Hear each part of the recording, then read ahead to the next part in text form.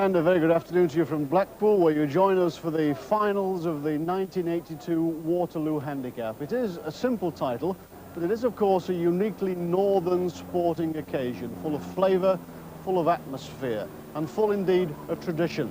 Well, matches started 7 weeks ago from an entry list of 2,048 bowlers. And one man you won't be seeing this afternoon is the reigning Waterloo champion, Roy Nicholson, because he's one of the men who haven't made it through to the finals. Well, the Waterloo started way back in 1907, as I say, a tremendously traditional event. And with me this afternoon, our principal commentator, Harry Rigby. Harry, you weren't here in 1907, but you've seen quite a few Waterloos, obviously. What can you tell me about the flavour and the atmosphere of this? Well, it's a one-off. The charisma attached to this event, Richard, is marvellous. Jack Lee, the organiser, puts it in the paper, and 48 hours later he's got to have the biggest letterbox in Blackpool. He gets 1 million applications. He can't possibly meet their demands. They get packed in here, nearly 5,000 people, a lot outside. All they want is a Waterloo ticket. They could really fill this place many times over, couldn't they? Oh, yes, they could do with playing it on Wembley, really. It is the event that everybody who plays Crown Green Bowl seriously, or perhaps not so seriously, wants to win, isn't it? We've got to win the Waterloo, that's it. You know, that's the absolute ultimate in a Crown Green bowler's life. There are big events like the British Crown Green Championship. It's wonderful. But this one has that bit of magic about it, Waterloo. You've won that, you can walk about, you know, and you can get free ale for about 10 or 12 years on winning the Waterloo. Tell me something of the mechanics of it. I mean, bowlers, anybody can enter, but you pay an entry fee, don't you? Yes, they pay an entry fee, send it in. At one time, you know, they had 512 and then 1,024. And since then, they've increased the field. They said they would never achieve the magic figure of 2,000, but they did. 2,048 runners. You know, a massive field. You know, what event can you get where the favourite starts at about 40 to 1? It was 2 and 6 to enter years ago, wasn't it? And there was no shortage of turkeys. Yes, when Bernard Kelly won this week, 2 years on the trot. What an achievement, 53-54. It was 2 and 6 to get in, and the pass-out system was you could get in for £5 and your 6 mates with the pass-out. But things have gone up since then, Rich, you know.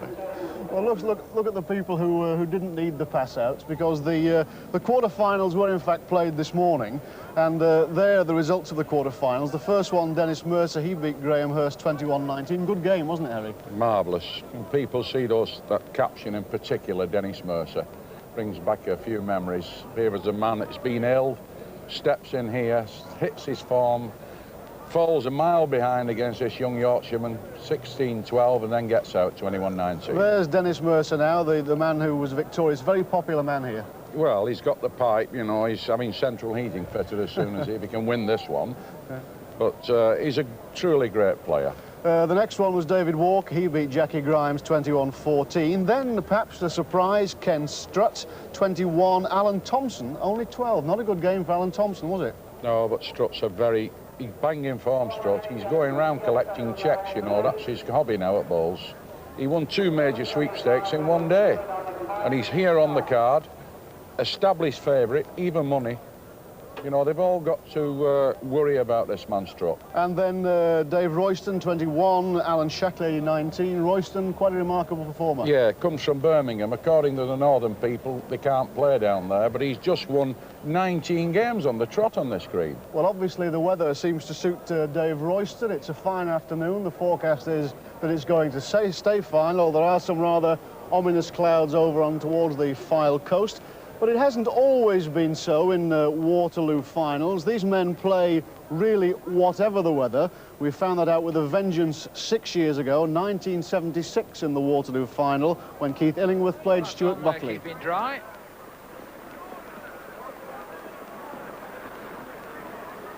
Some great headgear here, Harry. Oh, he's cobbed it out. That's the thing that they do when conditions get very bad on the professional circuit. He started to cob his balls, and he's left it 15 yards short. That's how bad things are on this green. Illingworth will have a job to get it much farther. That's stopped 8 yards. Watch Buckley cob the ball out. There it goes. And he's got some pace on this. He'll win it. win it now. Good ball. Oh, what a great one. They really are pitching the wood so it lands And Illingworth's about cobbed 5 this yards one. ahead of them. Cobbed it, got the pace of it. Only one. It's just died on him. Died short. Well, I think that end really illustrated the conditions these fellas are having to try to play a decent game of bowls in. Both pros, don't forget, both experts, both in the top level of professional bowlers, and they're reduced to almost underhand bowling cricket style. Well, it's 6 years since Harry and I commented on that match. A lot of water's passed over this green since then. For your information, Keith Illingworth won 21-13. Well, I have with me Arthur Murray, who's one of the 2 men ever to win this championship twice. And he's going to explain for all those people at home who've switched on and wonder what the heck it's all about, some of the basics of the game of crown green bowls. It's a huge green, isn't it, Arthur? This is what people have got to realise to start with. It is, Colin, yes. By our British Crown Green standards, it's quite a large green, approximately 45 yards square, 75 yards almost corner to corner, which wants a bit of bowling under... That's 3 cricket pitch lengths. Exactly. From corner to corner. Exactly. And you're hurling one of these things. Hurling one of these, £2.12 up to £2.15 ounces. So those lads in the water splash were real here men, weren't they? They was for sure, yes. Now, what about the bowl? There's something peculiar about it, isn't there? Yes, well, the bowls, of course, are shaped to peg. Which means they've got a bias. And if we look closely at that wall, at the ball, we can see it's tapered to give us the bias, which we, on the British Crown Green rule, have a standard of 2's full. Yeah. This is generally identified by a small indent on the side, which gives us the bias. And if we are playing this, we call it thumb peg, turning to the right, this, of course, is the equivalent to the backhand on the black green bowling. Finger peg? If we turn it over, this then becomes finger peg, which is the equivalent to the forehand on the black green bowling. Yeah. I'm trying to look as if I don't know all this, but I'm doing very well, aren't I? Well, you're doing marvellous, yes. Now, the green itself, it's not just a crown in the middle, is it? There is a crown in the middle. What height is that? Oh, exactly. This particular green, the Waterloo, has got a crown of 11.5 inches, believe it or not.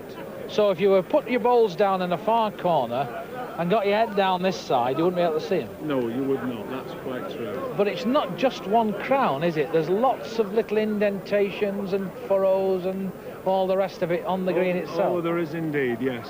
The whole green is littered with what we call little booby traps. There's banks, there's hollers, and all little traps that, to the naked eye, you just can't see. But the bowler who's experienced knows the green and works to the green.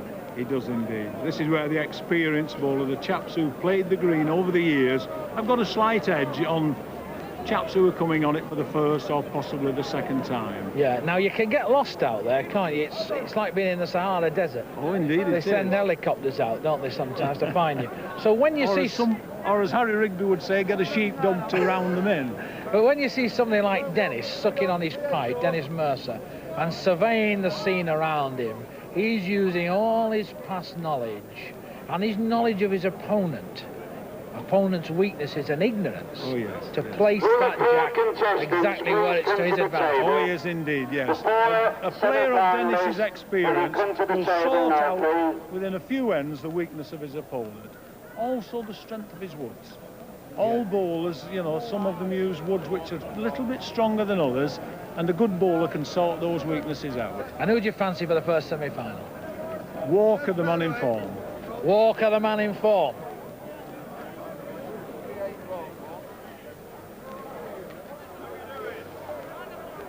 David Walker, the man tipped by Arthur Murray, the man in form, as they say, and he plays Dennis Mercer, but faces a formidable task, Harry, doesn't he?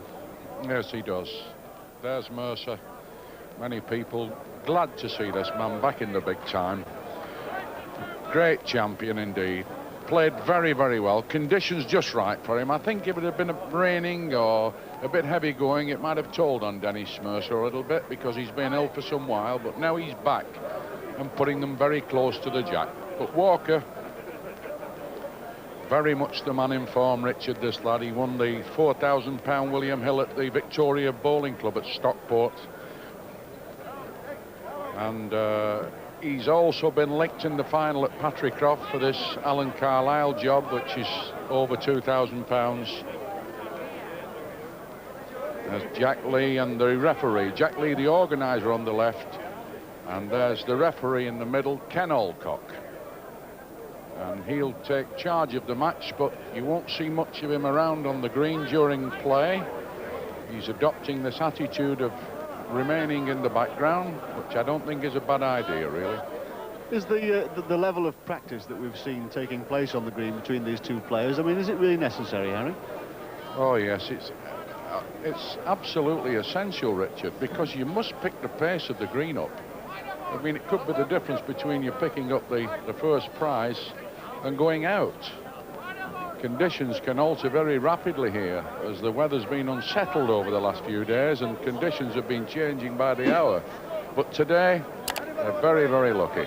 A lovely day, conditions are quite static. Well, Dennis Mercer's filled his pipe. He's bending down to just examine the woods and play in this first semi-final. Will begin any time now. Wonder what it is that Dennis Mercer's taking off his wood. Oh, it's one of the coloured discs. So as we say, it's the Waterloo handicap, and by a handicap we mean that both players start on 5 and it's 21 up.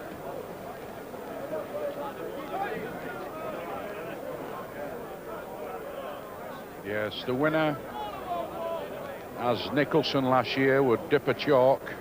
And of course, if you won it 2 years on trot, you'd go back to 3. But both these players are on maximum starts of 5 all. It's a few minor adjustments there from Jack Lee, the Waterloo organiser.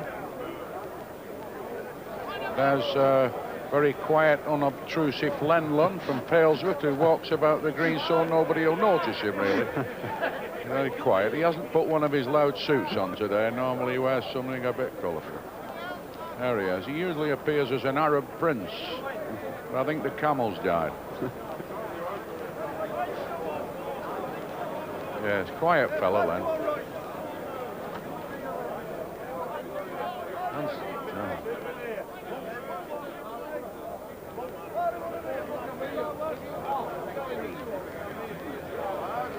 Yes, David Walker just making a few minor adjustments. Getting him tidied up. David Walker, you know, he's a very quiet fellow, but very efficient bowls player, known as Goliath in the bowling world, not because he's over tall, but puts his feet down like ready money, Richard. He's about size 14s in shoes. He's been known to tip a few greens up in his time. David, he's now out of work and he'll be hoping to pick the first prize up here. And he's now waiting for Dennis Mercer to join him. He's looking round at the crowd, getting himself settled down.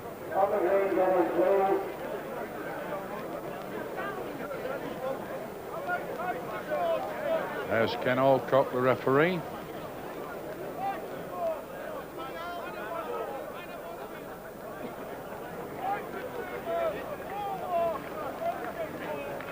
Mercer now joining the fray. Cardigan off.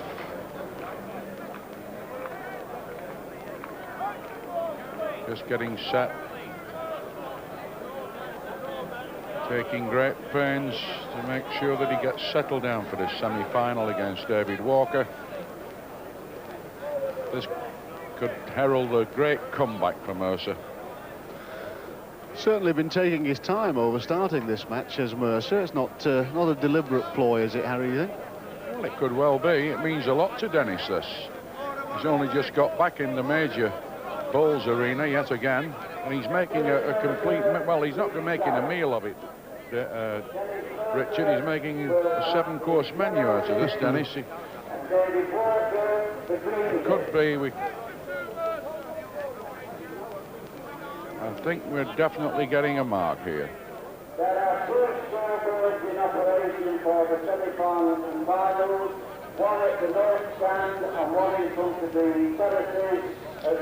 Dennis Mercer sets the first mark in the semi-final of the Waterloo handicap at Blackpool.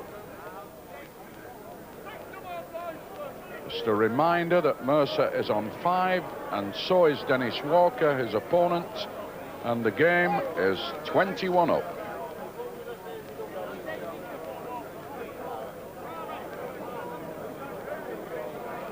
Hear them all bubbling away now. They're getting into the spirit of this game. They know that it's an important match to both players.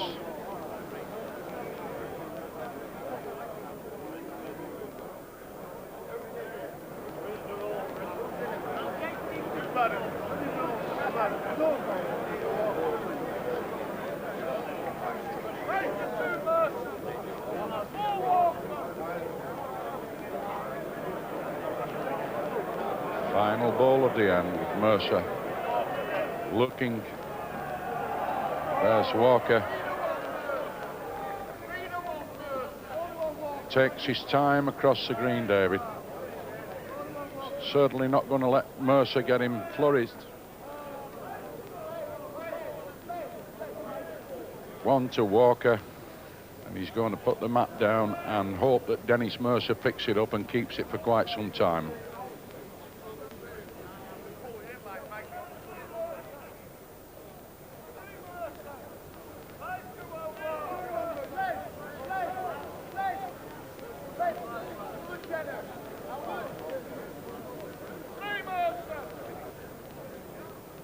Mercer intently watching the road from the back. There's a great shot there of Walker coming down into this corner.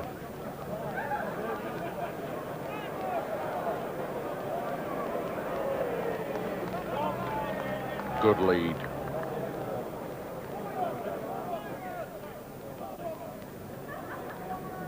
Mercer, stylish, economical, gets them away sweet.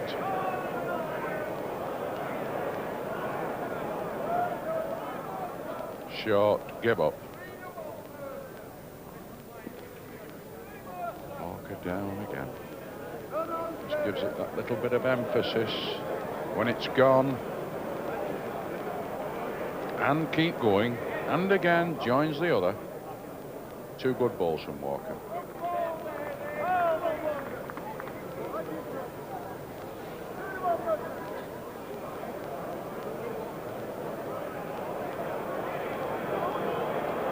Run on as he found one, Dennis Mercer, a real ball. Brilliant wood.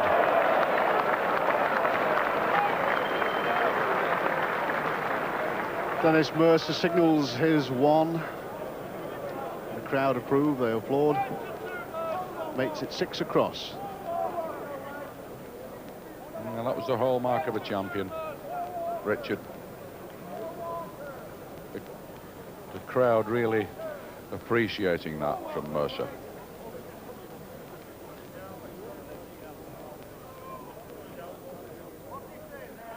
Looks as though this match is going to be contested over a long way, and Mercer sent the jack out about something like 65 yards. Finger peg.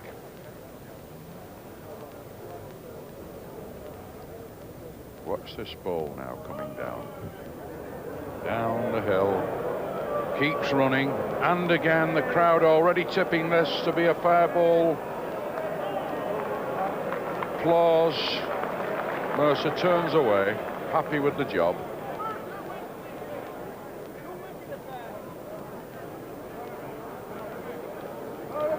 Walker's ball, running down, played far enough, drifted by.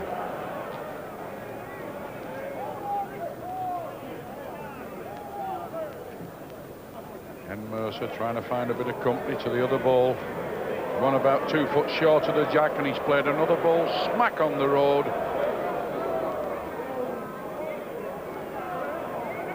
Just gone.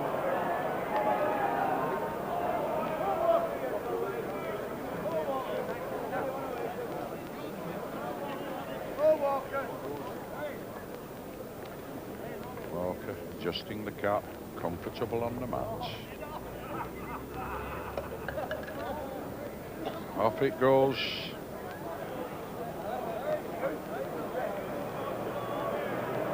A run. Listen to the murmur of the crowd. He got a good guide here. He's nearly done the jack. Just gone by and out. 1 to Mercer.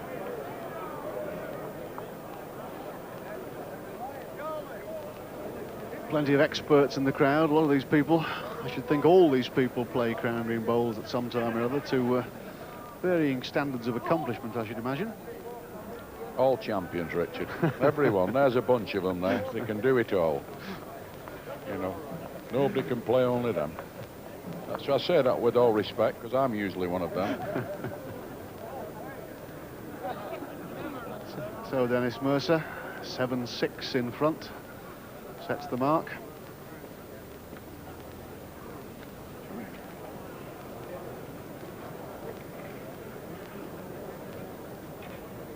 Mercer plays again, electing to go a long way. Bit of a tactical battle, this, Richard, because they'll have both thought about it before the start of the game.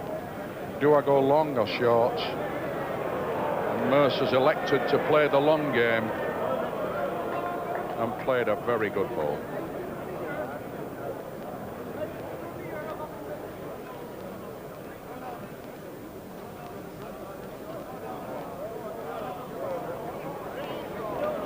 Back on the road, this ball, but the crowd are already beginning to condemn it, but I think it's far enough.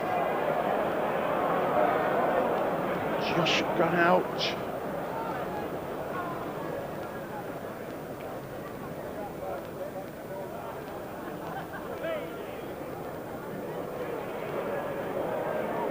Mercer again looking to get a double. Got to be stopping.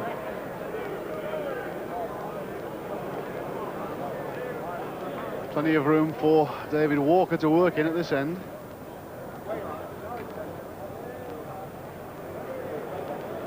High enough.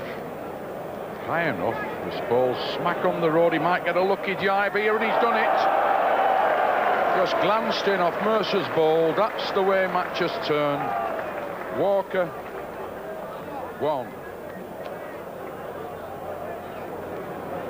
Plenty of money, of course, changes hands on crown green bowling, particularly at these big events, and a little battery of bookmakers anxious to survey the form of the bowlers on the green.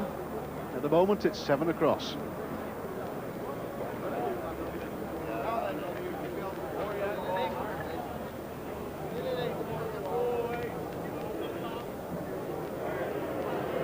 David Walker now decided to come out of the country.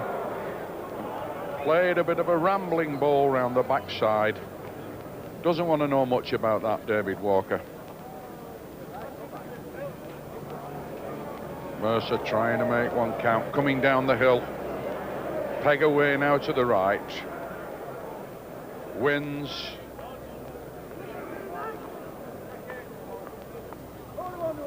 David Walker from Patrick Croft in Manchester.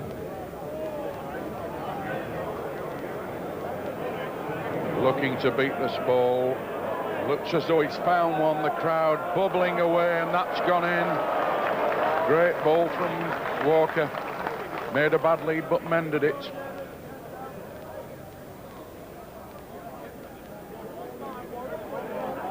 Mercer now got to do it all again. Who says it's not one? Can he pick the jack clean? He's gone out.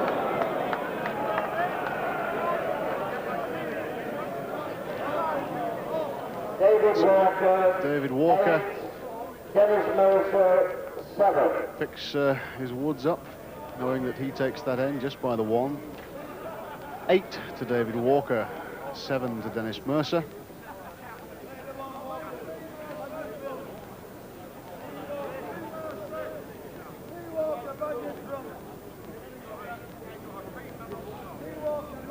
Now into the 7th end of this first semi-final.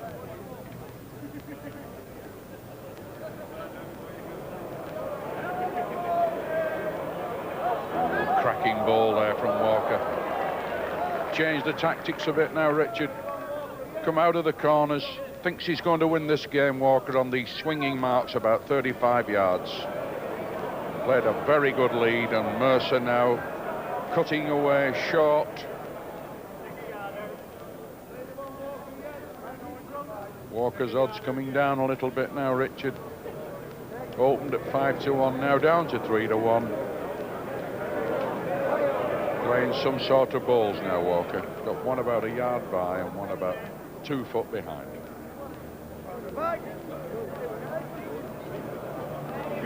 Can this great champion from Yorkshire pick one out here? He's on the road, but he's to par, leaving Walker a brace.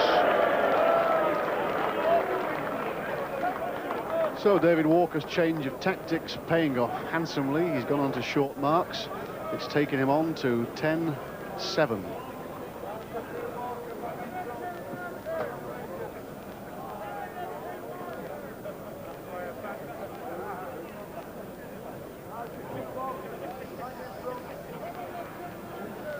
No surprise that David Walker isn't changing his tactics, Harry. No, he thinks he's found the milk run here. He might get a few chalks out of this, and it'll be enough to see Mercer off. But then again, this man's a great player, Mercer and Walker. Round the back, and the crowd now already warming to Walker.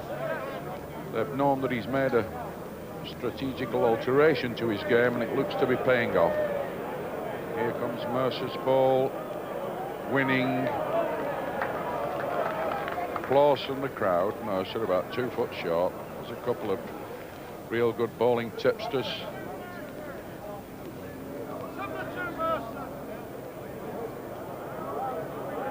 What a run, Walker. It's a beautiful road. He can sneak past his ball. Wins it. Wonderful ball from Walker. Tremendous applause from the crowd. Mercer got to do it all again. Crowd now, they've given this ball no sort of chance, and it's 1 to Walker. David Walker still profiting by his change of tactics. He is on 11, Dennis Mercer on 7.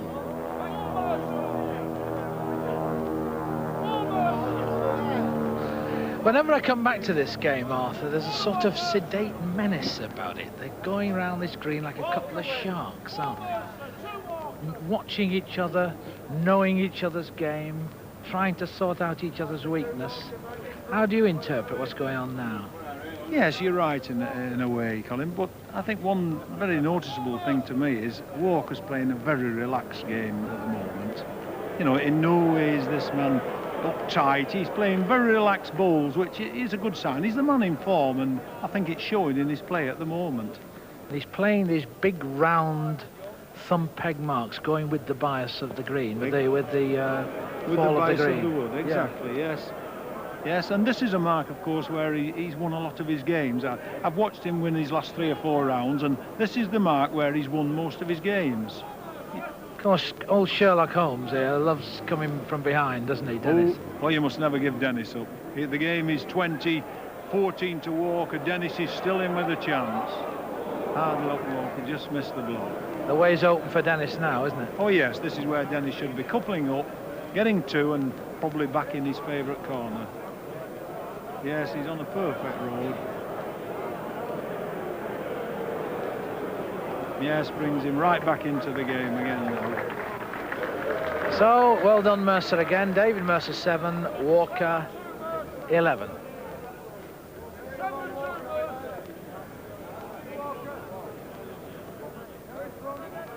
So the game still hanging quite finely balanced. David Walker with the slight advantage, 11-9. But certainly nobody who's going to write off Dennis Mercer at this stage of the game, Harry. Mercer's just dipping away, leaving the green for some minor adjustment. He's presented them to the... I don't know whether he wants an offer for him. Bloke just offered him $5 for him, and you think he'll have to take them back. There's a minor adjustment. But Mercer looking as though he might be going out. And then he gets 2 off Walker's lead, and now I think we're going to see another alteration in tactics when, of course, we get Dennis Mercer back in the stalls. And in the meantime, David Walker has to stand and reflect and wonder what's happening.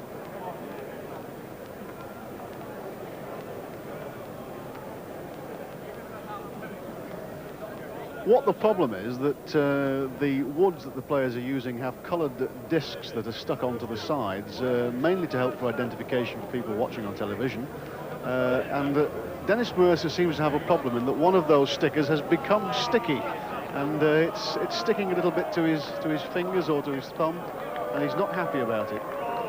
He's saying that it's perhaps just ever so slightly affecting his game. The crowd aren't really giving him the benefit of the doubt at this stage, but he's probably happy with it now. Certainly happier anyway. He's back on parade.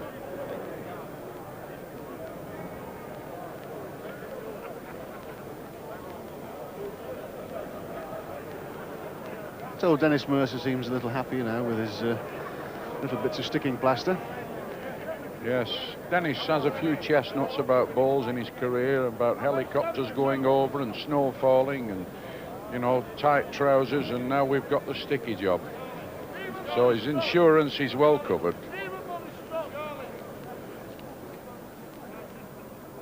I don't think it will affect Walker in any way.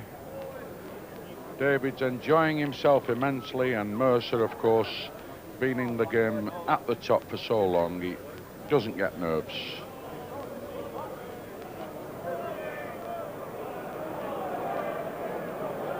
Got to run on a little bit now and play the fair ball. I think he'll go off again and buy all those stickers and take them home.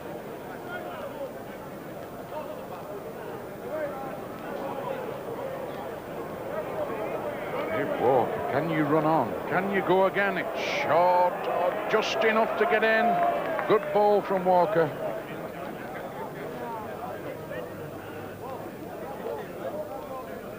Playing some good stuff, these lads, Richard. A long way. Very hard to get on the road. Got to be far enough. Mercer now. Got to be far enough. Missed his own ball. It could win. Give up. Dennis is going to have a look. The crowd are examining it as well, of course. But I think they will find that David Walker is standing with one in there. Here comes Walker's ball. Mercer's two balls away on the left. Walker just to the right of the jack, standing on. Walker looking to get another, playing a good ball here. Just a couple of inches short, that's all. But he pegs one. So David Walker, despite being taken back on a long mark by Dennis Mercer, bounces straight back, 12-9. David Walker 12, Dennis Mercer 9.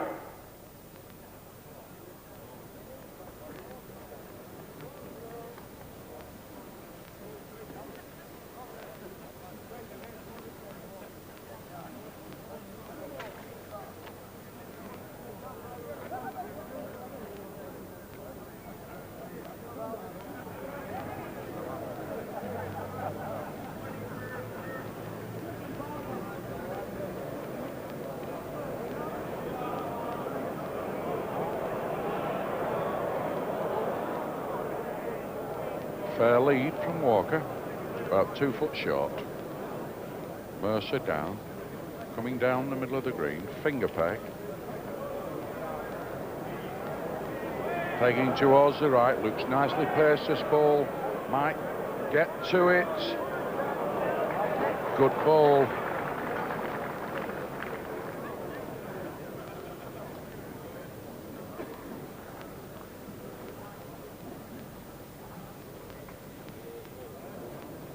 Walker padding down after this ball.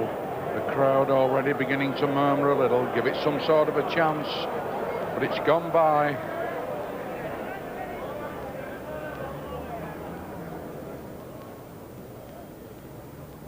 Dennis Mercer looking for a couple.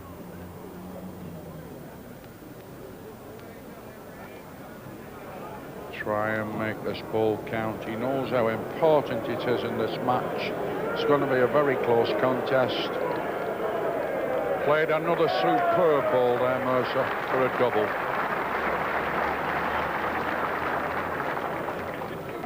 They all appreciate that quality of bowling. That narrows the gap for Dennis Mercer. Takes him to 11. David Walker, 12. 21 up in the Waterloo handicap.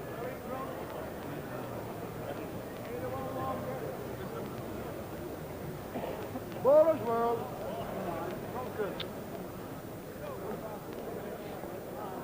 Mercer, having got settled down, a good loop round the green. Quite comfortable. Steady on the mat, and he sent the jack about 65 yards. Finger peg. Again with the ball, working away to the right. Got it out beautiful, this ball. A reel and listen. Oh, what a brilliant ball.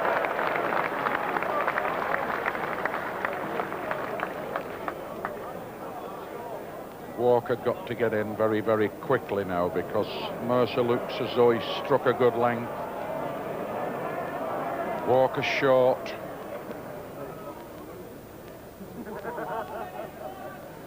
The crowd sensing now that Dennis Mercer struck some deadly form. Oh, another cracking ball here, Richard. Two very good woods there from Mercer. Just like his old self again now.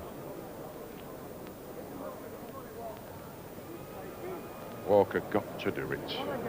Whatever happens, this ball has got to run the distance. There's nothing for short. He's on the top side. Mercer wafting it away, pulling it out. Watch his hands. Two.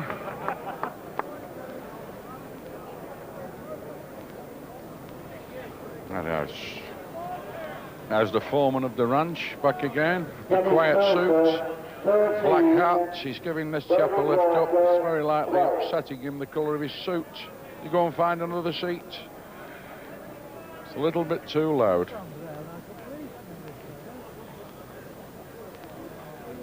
And Dennis Mercer, to steal a golfing expression, putting in a charge, going in front 13-12.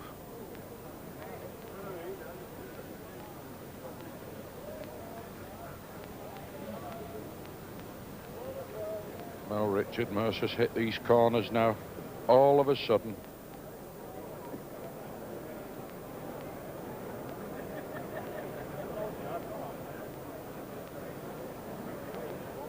Richard, a few years back when this man was BBC Top Crown champion, his corner play was magnificent.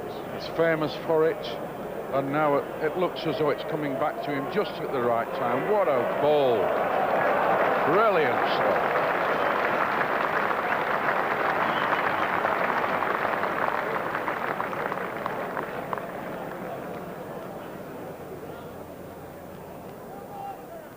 Walker now really up against him. Playing so well, David Walker, and yet he's being overpowered by a man here who's standing him round the jack at something like 65 yards.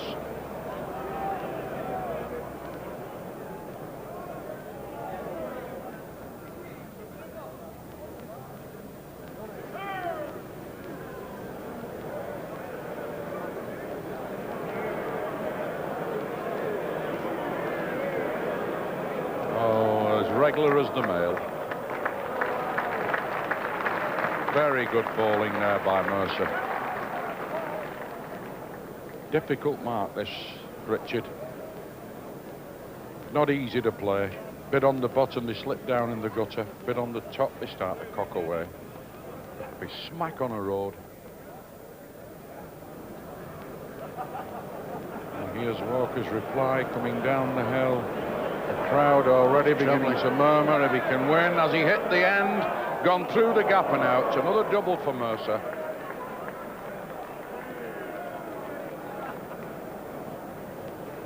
Well, are they about to witness a victory in this first semi-final for Dennis Mercer? Certainly the way he's playing at the moment, I doubt whether anybody would really bet against Mercer. They're the bookies, they're the people who ought to know. Whether or not they're taking any money against him, I doubt it. Dennis got a good head of steam on. The boiler's working overtime. I don't know whether David Walker's got a smoke shield up, but he's certainly going to need it if he doesn't get in shortly. He's going out of this competition.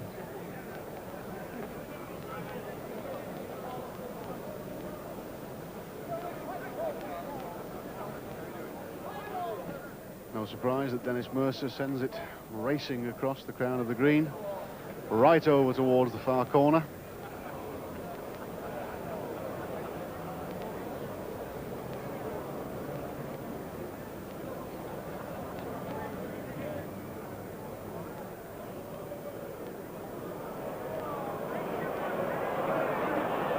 The crowd has just played a no ball, Dennis Mercer. After playing two brilliant woods, how easy it is at this game, Richard, to spread them out. People watch balls running up to the jack and think it's easy, and they're giving Walker some stick now because they don't think he's passed it. He's still coming. Run again. And he's not licked it. Oh, a bad mistake there by Walker. Desert to get in. Leaves it on the mat to Mercer. Thankful of the reprieve. Clapping this ball, he thinks it's doing the trip. Not a good way off now. Brilliant ball. Glad to be wrong in his judgment.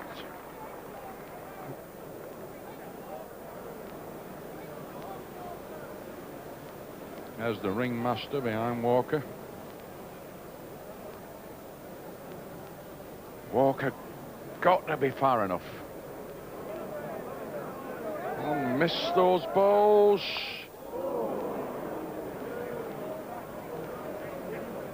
So David Walker falling into the trap, hitting the backwood and leaving Dennis Mercer to count one. Mercer's progress continues, 16-12. That was a very interesting end, wasn't it, Arthur? Because both players seemed to put out some couple of poor woods there. They did, Colin, yes. This, you know, is outlined by the fact that the variation in the pace of the green, coming up into the gents' toilet, you know, as the old saying, reach when you're coming up to the gents' toilet, let the weight of the wood take them down toward the ladies' toilet, and it was proved then by that end. Yes, well,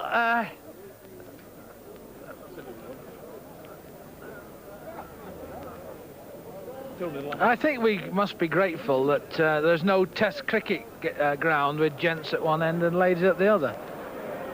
But it was the difference in the land, wasn't it, that caused those two short? Oh yes, definitely, definitely. And David played a very bad wood, of course, his first wood. Dennis gave him a lot of room. David didn't step in, and then Dennis coupled up with quite a good wood with his second wood, which left David quite a lot to do with his second wood, just managing to save one ball. Well, Dennis has put a beautiful one in now, hasn't it? Could be getting beat. Could be getting beat. Won it by a length, I am sure. I think we've got a battle here on our hands now. I think David's got a real uphill struggle to get back into this game.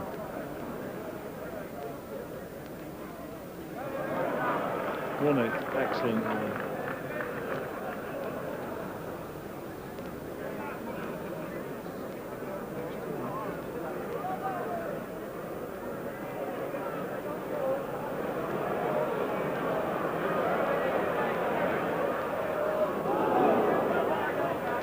Is he going to go for two?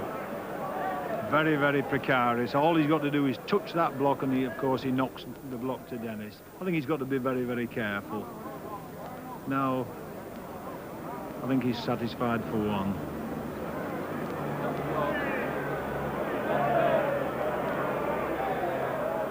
Proving me wrong again.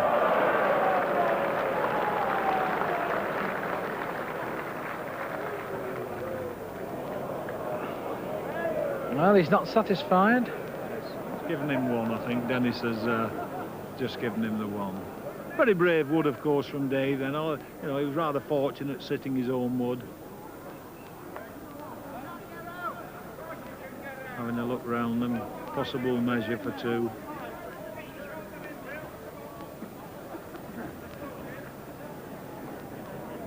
The old proverbial big feet come out.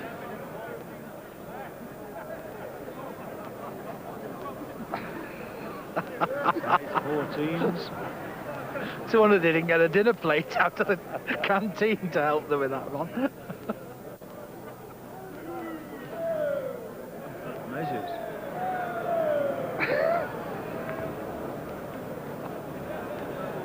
Now we get the official judgment, of course.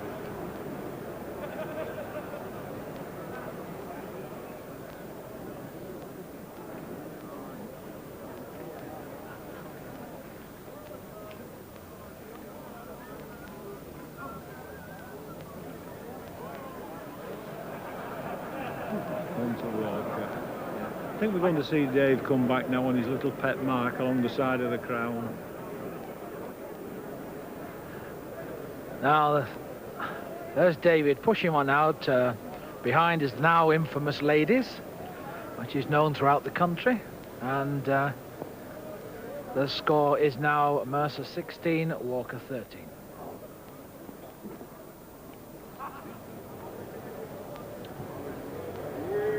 David Walker no doubt relieved and satisfied to have broken that sequence that Mercer was putting together.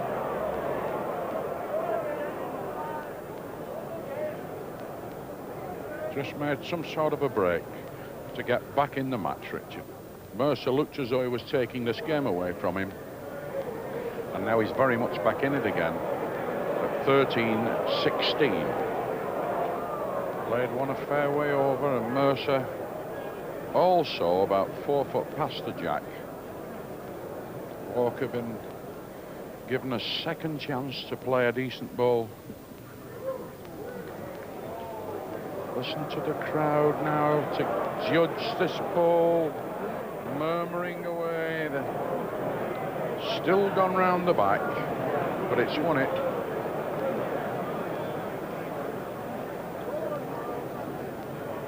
Mercer trying to find a winner. The crowd urging this ball to run on and run on again and again. Plays one, a real ball.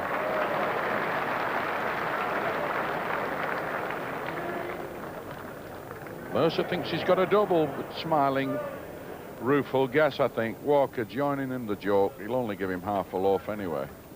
Dennis up with his hand.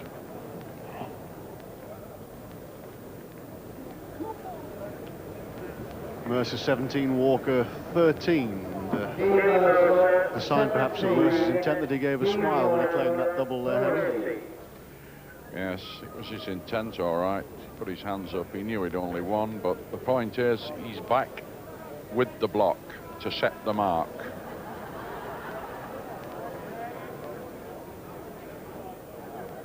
But Mercer knows he's only a couple of ends away from victory, Mercer.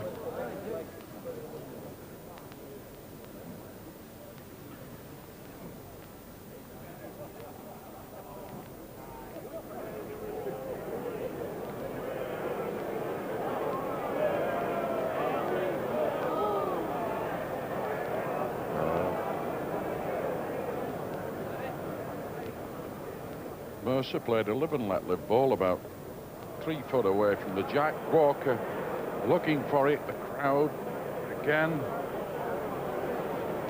tipping these balls, but he's hanging out round the back.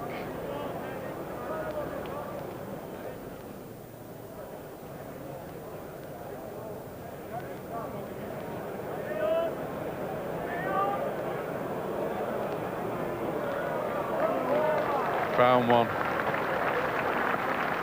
Now David Walker really in trouble now.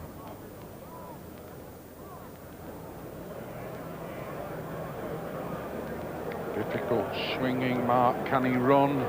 Can he run? It's a chance, this ball. A great ball from Walker if it can run, and it's just give up.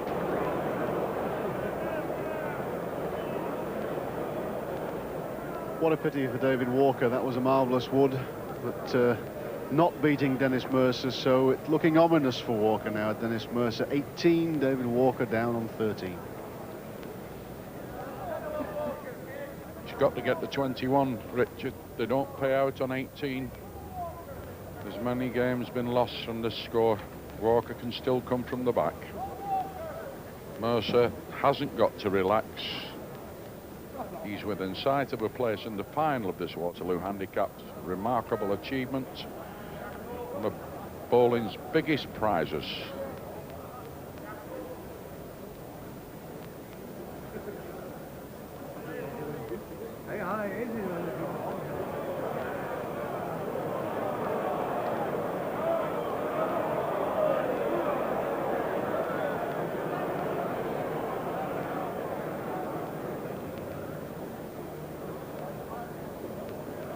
Walker with a 4-foot ball to beat. It's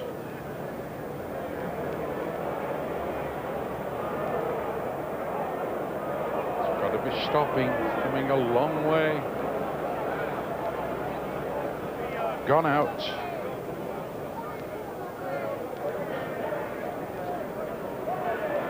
Mercer now trying to get 2 decent balls up to the jack.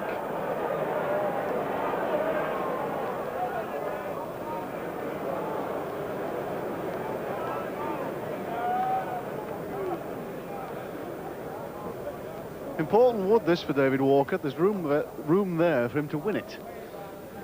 Yeah, well, it's not an easy mark, Richard. It's got to be far enough. The crowd already babbling away. They think that this ball's going to be 3rd, 4th. Looks like a double for Mercer. He goes to within 1 point of victory.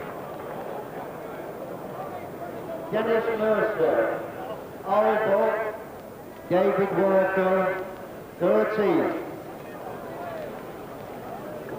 A look of relief on the face of Dennis Mercer, although his form in the past half a dozen ends or so has indicated that he'd make the final, leading 20 to 13.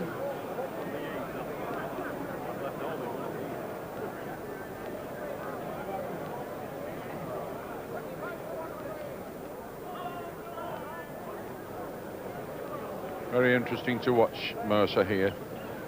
He knows he's within sight of victory. He's got a few chops to play with. Dropped the mat. Shows David Walker the peg.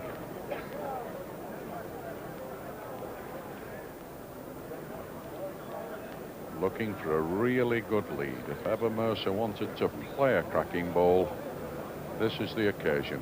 Good lead gets him into the final. Just 1 shot off victory. One again, lad.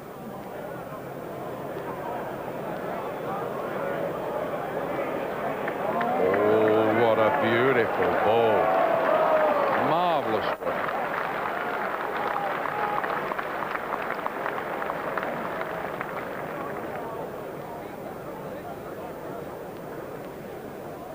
Well, if the players due to play in the next semi-final are watching this game, as I'm sure they are, they'll be a bit worried about Dennis Mercer now, I should think.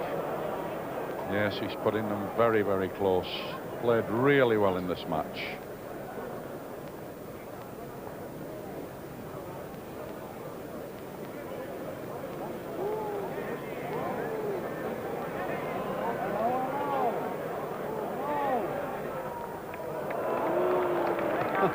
Another one. Just wrapped the jack twice. Walker must be beginning to wonder just what he's got to do to get in. Walker is going on a tour of Blackpool here just to have a look if he can find a fresh angle. I think he lifted that ball up and asked Dennis would he play it for him.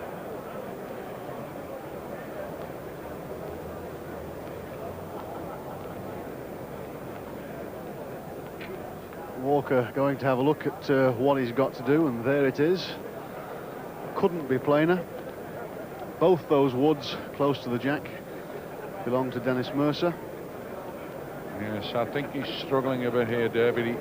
He's going to have a look how much land he's got to work in, how far they're off the jack. I think short of a garden fork, he could perhaps dig the green up and bury them. That's about the only chance he's got, I think, here.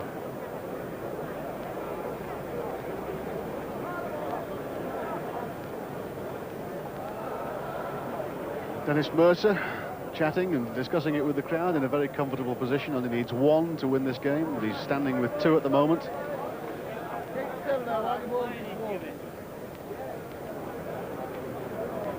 This is it. Well, it's on its way. This is the one that could be a ticket to Mercer in the final. He's not a mile away. He's into the bowls. Weighed in, Mercer. Into the final. Dennis Mercer wins 21-13 against David Walker. And a match, as you can judge by the applause that the crowd have very greatly appreciated. Certainly a very fine end to the game, with David Walker getting as close as he could possibly have hoped, I think, against a man of Dennis Mercer's caliber. Mercer, who came back over the last 8 or 10 ends in majestic form, and a very popular winner. The first man through to the final of the 1982 Waterloo Handicap, a man who's been out of the game for such a long time. Dennis Mercer laying down his woods. He'll be resting from the action now, safe in the knowledge that he has a place in the final.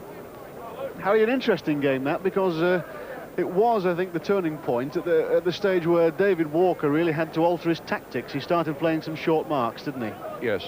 Played well, Walker, but what can you do against this man, Richard, when he's planting them round the jack as like seeds in a garden? I mean, marvellous. Oh, well, we get some colourful characters down at Crown Green Bowling. Where did he get that bonnet from? Well, I often wonder where that tea cosy went to at the White Loss. I found it. I'll tell her when I get back home. So that gentleman presumably is joining the queue to collect some money that he had on Dennis Mercer, is he? Or yes, Looks very much like it. They may well have had bets on the heats. Of course, they don't always back to win the handicap. They can back to win a match. And no need to labour the point greatly, but Dennis Mercer's victory, I think, was a popular one, particularly with people who follow Crown Green Bowling closely. Yeah, I think it's always the same with champions, that, you know, go out of the game a little, and then all of a sudden they reappear. He's had a bad time himself. He's been very, very ill. I don't think people appreciate that.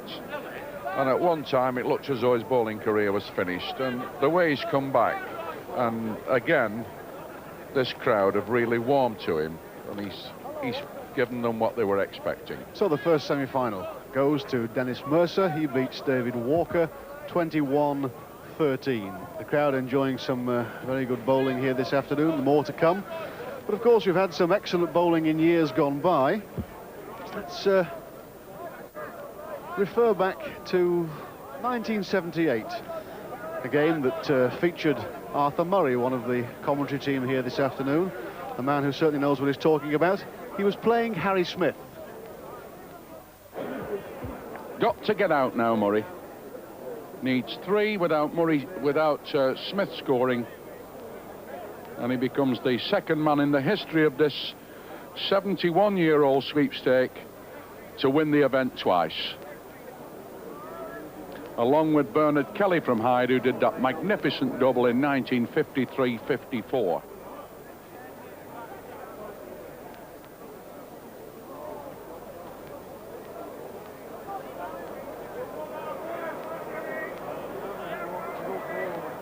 Gotta keep going down the hill.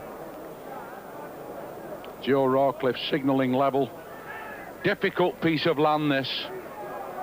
Got to be far enough, Harry Smith. Run on. Won't get here. Short. It's a bad ball, really, from Smith. Here's Murray fighting for his life now, Murray. He's only got to miss this ball. Only got to miss this ball, and he's played one.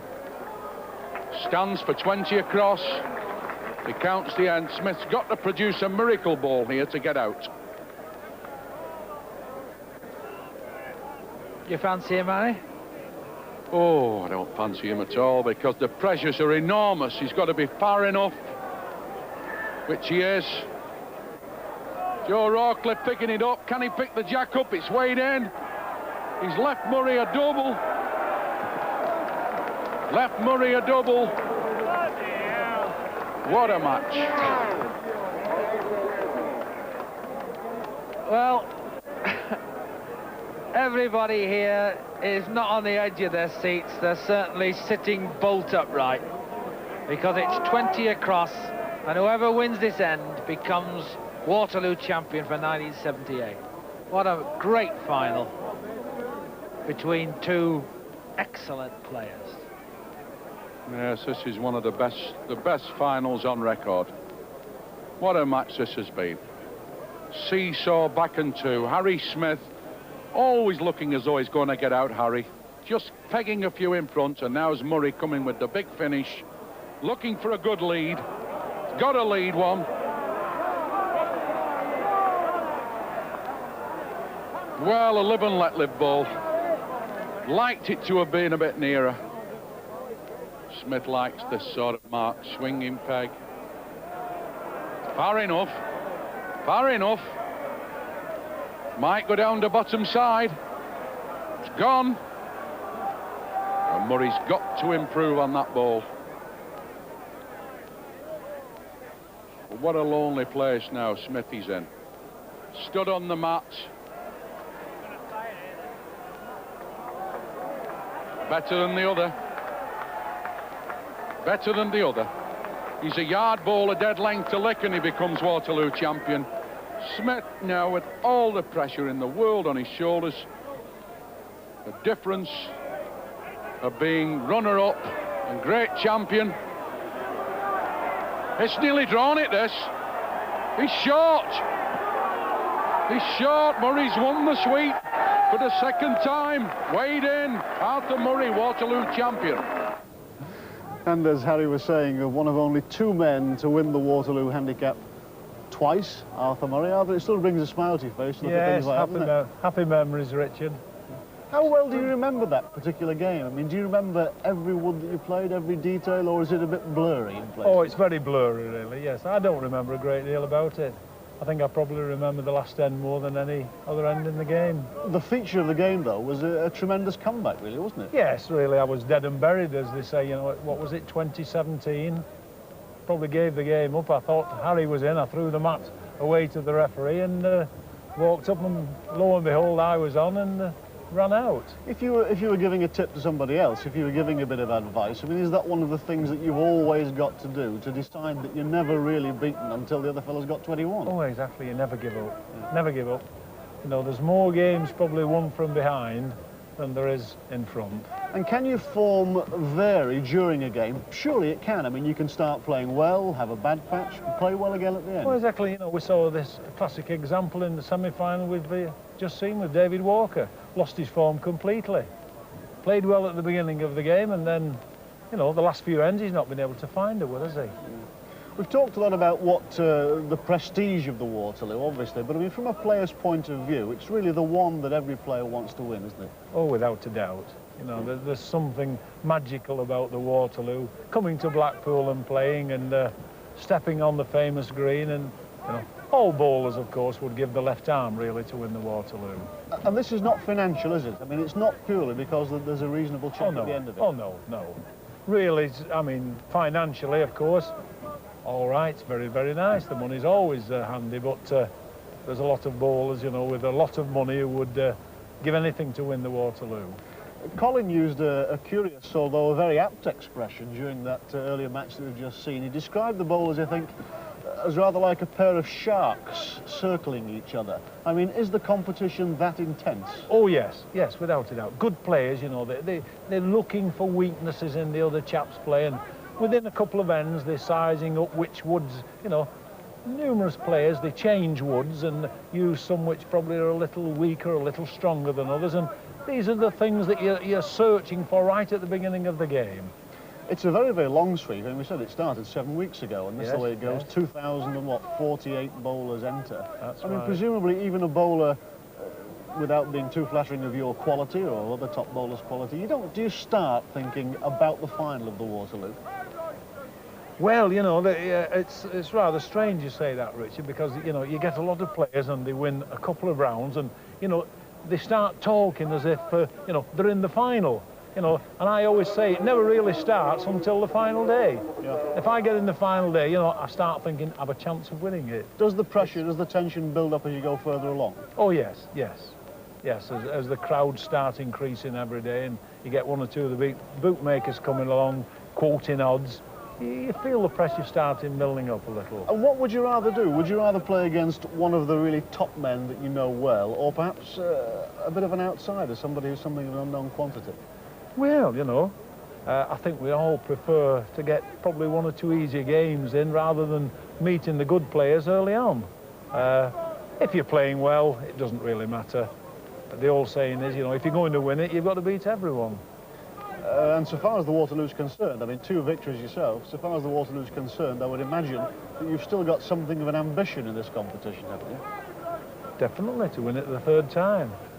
Yes. 3rd time, well, yes. Maybe next year. Anyway, back to Harry Rigby now in the commentary position to set the scene for the 2nd semi-final.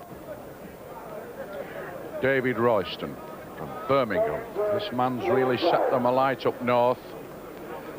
And that's Ken Strutt commencing the first end of this 2nd semi-final of the Waterloo handicap.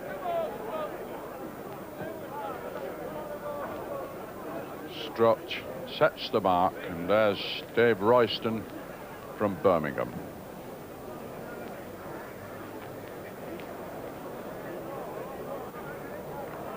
Good lead there from Ken Strutt. This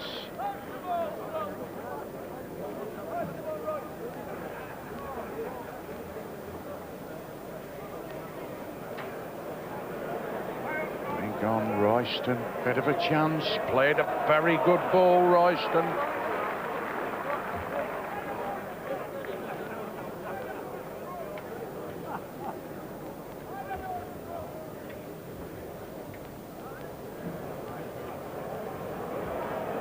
Far enough, can he do it? Played one, a brilliant ball.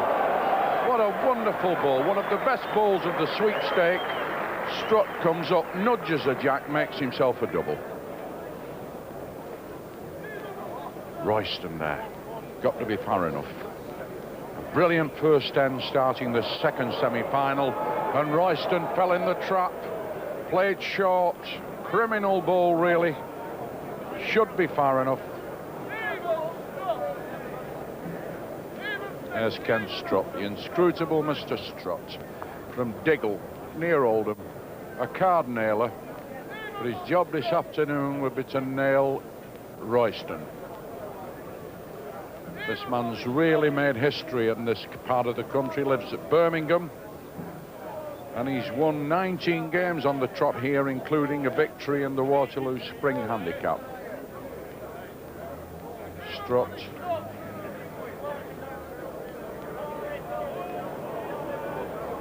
Again played another very good ball. Very consistent player, this Strutt. I think that may explain, Richard, that Strutt is actually favourite to win this. Even allowing for Mercer's brilliant display, the bookmakers haven't deserted this man.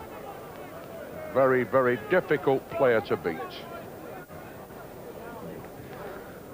He's certainly a confident-looking player, isn't he? He's a good style. Look at this bowling, Richard. Again.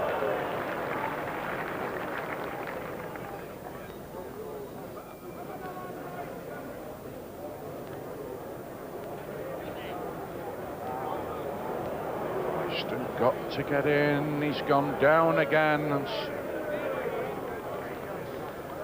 Well, look at that, even at this time of the year. Still some late summer or early autumn sunshine in Blackpool. Most pleasant way to pass the time. And so too, no doubt, thinks Ken Strutt, leading by 9-5.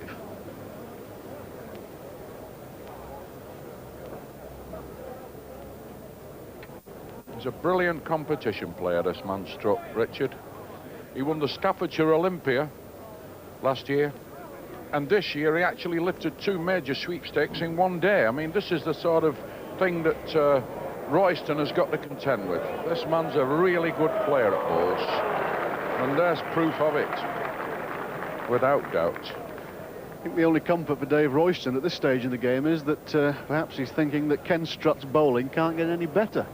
Yeah, see, Royston will really have to play some balls to get rid of this man Strutt. And Royston isn't playing any bad ones, really, but Ken Strutt's going to have a look just to see how close Royston got to that. And the bookmaker must have been impressed by Strutt's performance so far. Yeah. Yeah, that bookmaker was a former BBC champion, actually. Roy Armstrong, he won the top crown in 1969, would you believe?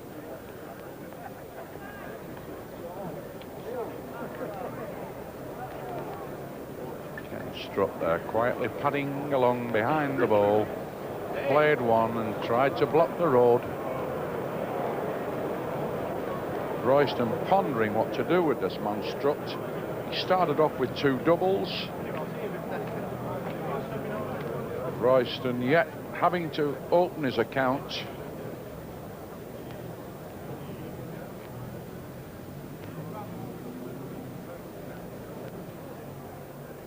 played at the end. Smack on the road, he's going to hit something. Just gone by. Ken Strutt escapes any damage. There's Dave Royston. Got a lot on his plate. The score, Ken Strutt 10 and Dave Royston 5. Well, Arthur, with no apologies for the pun, he's strutting ahead now, isn't he? With an arrogance which seems to mean that Royston doesn't have a chance to me. He's set off like a house on fire, Colin. He's bowled 3 marvellous ends. You know, what we're going to do? Are we going to get a romp away? I can... mind you, this lad's done a feat, hasn't he, really, Royston? Let's be fair, he's won 19 games on the trot on the green. Is the pressure going to get at him and get a hammer? I hope not. I hope he makes a comeback and makes a good fight of it. Well, this might be a chance because the first bad wood from Strutt's hand has just been bowled. And Royston is now trying to capitalise on it. Strutt's shown him his stumps. Yes, yes, he's bowled a better wood. Yes, just gone a yard at the back. But this fella Strutt, you know, he's very cool, calm. And I think probably he's a worthy favourite at the present time. He's coming up now, yes. Yes, he's pulled one out again. This is what Mercer did in the last semi-final. Whenever he showed a little bit of weakness, he'd come back with a vengeance, wouldn't he? This seems to be the play of a champion. Yes, it does. I mean, these fellas, you know, they're playing every night of the week in major competitions and they can just run out. Yes, these are classy players, that fellas like Strutt, and you know, he's had a fabulous season, Strutt. I think he's won 3 or 4 of the major handicaps, and you know, who knows, he could pull this one off.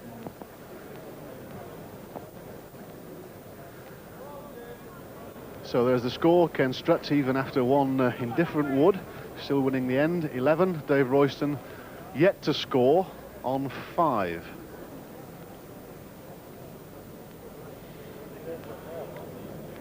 Strutt came in there again, Richard. You see, after making a bad lead, they get full value from both woods. It's no good sitting back if you play a good ball against these type of players.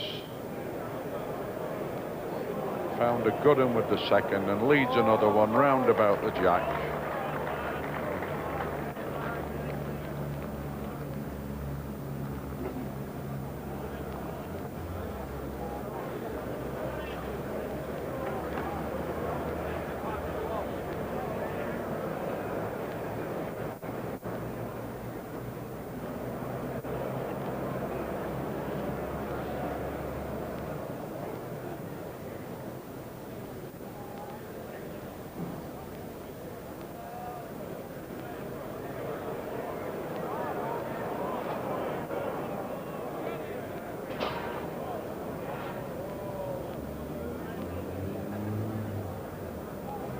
Royston looking to count the end. He's got to stop Strutt. Has he done it? Can it win?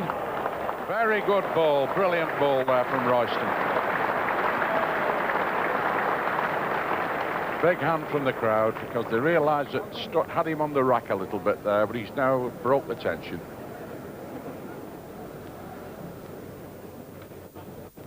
So So Dave Royston no doubt relieved that it's his turn to set the mark. And it's a short one too. Played it short.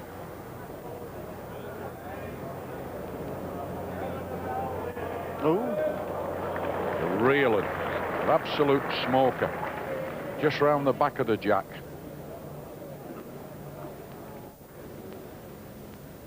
I don't think Strutt will be worried, Richard, about Royston shortening the game. It's tight on the road. Just too far.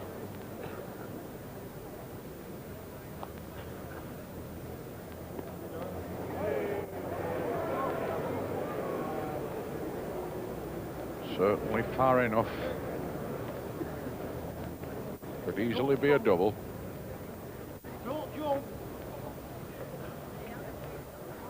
Strutt now playing, try to win and save. What a brilliant ball this, brilliant ball, just gone by. Almost won the end. So Dave Royston reaping the dividend of shortening the mark very considerably. Dave Royston, 7-11. Counts 1 with a brilliant first wood.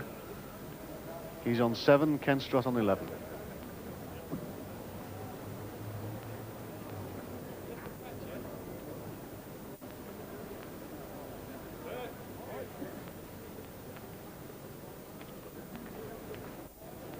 Royston sticking at these marks down the middle of the green.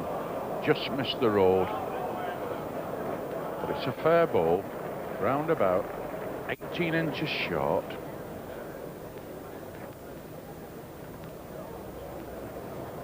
Strutt's certainly far enough. Pegging. Can he pick the jack up clean? Gone through the gap and out.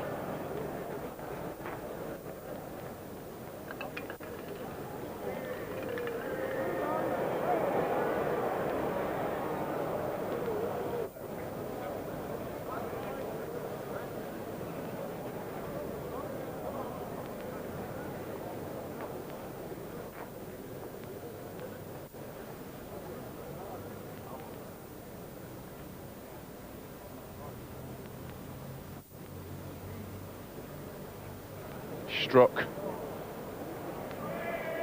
Done the ball, clean as a whistle. Brilliant hit there from K Strutt. Counts the end. So the first time this afternoon that we've seen somebody strike, and successfully. K Strutt pays off. He's on 12, Dave Royston 7. Real sign of a man in confidence, that. Richard picked it off, as clean as a whistle. And now he's back in the driving seat.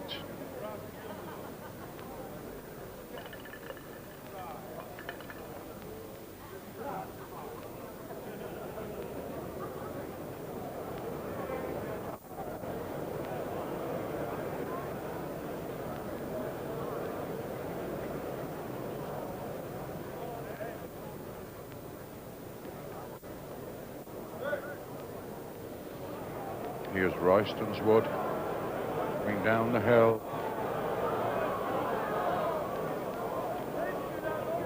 Just give up. Strutt asking for information.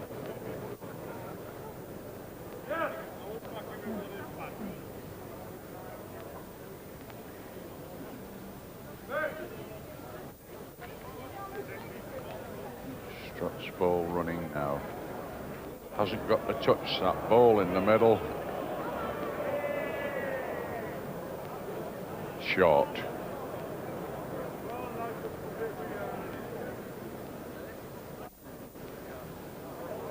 Royston now certainly got to be far enough.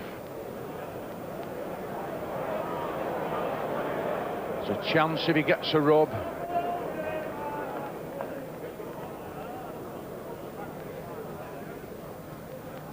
There's K Strutt walking around the end. Not made any signs yet that he fancies his own. I think Royston's won. Yes, he's accepted it. 1 to Royston.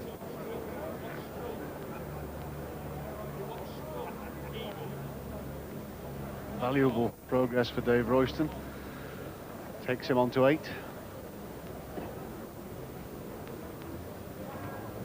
Not going for the short mark this time, Dave Royston. Going over into the corner.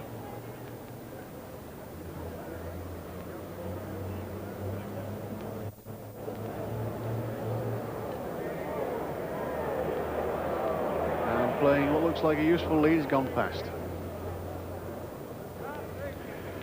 Drifted a fair way past the jack.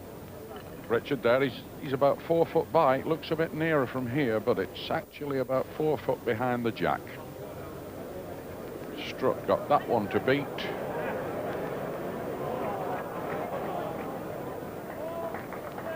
And promptly does just that.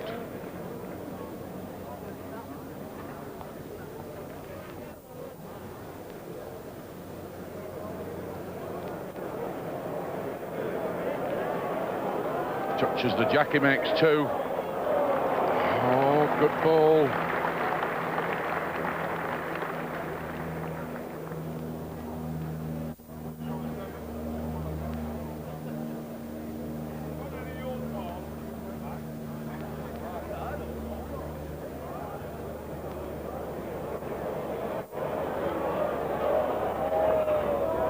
Made it. Made it. Royston signals one down. Strutt with the woods, with the red discs.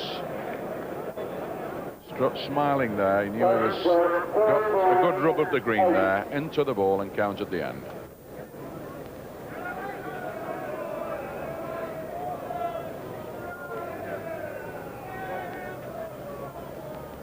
First player to 21 goes through to the final of the Waterloo Handicap.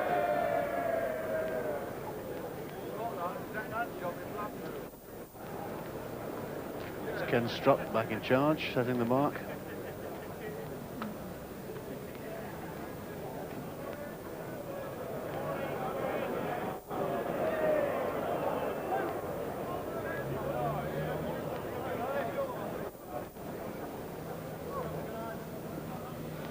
David Royston sending the wood, trying to get inside this ball. Oh.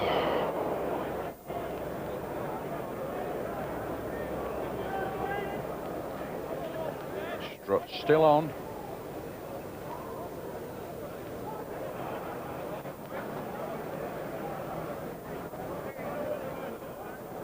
Strutt again playing well round the top side, doesn't want to hit those short balls. The one with the blue disc belonging to Royston. Just come up to have a survey job and gone back. Plays for Lightwoods Park in Birmingham. Dave Royston on his way back, winner of the spring handicap here. And as they pointed out, he had a remarkable run of 19 games without getting licked, and he's on his 20th, but at the moment he's in some sort of trouble.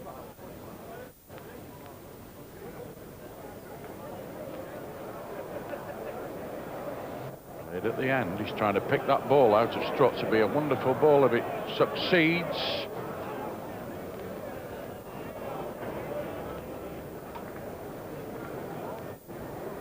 I think Strutt's claiming 1. I think he's 1 certain. Throws the mat down, Royston concedes the end.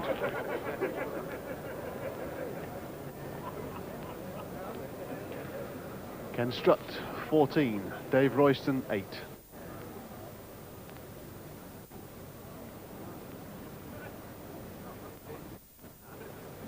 There's Ken Strutt. Lives at Diggle.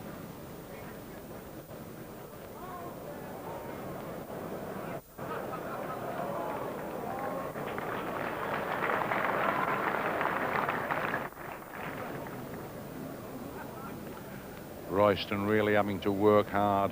Strutt's giving him a lot to do. Not spreading them out very much, but this lad's sticking to his task very well and just went through the gap. Shakes his head, he can't believe that.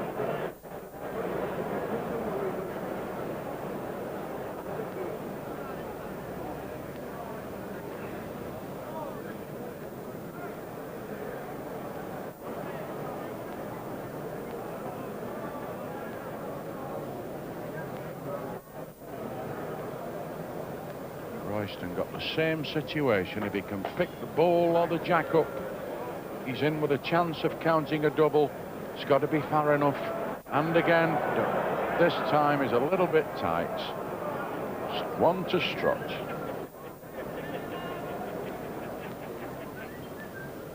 Not having much luck, Richard Royston. The rub's just going against him a little bit. Makes a big difference. He could have easily counted the last end.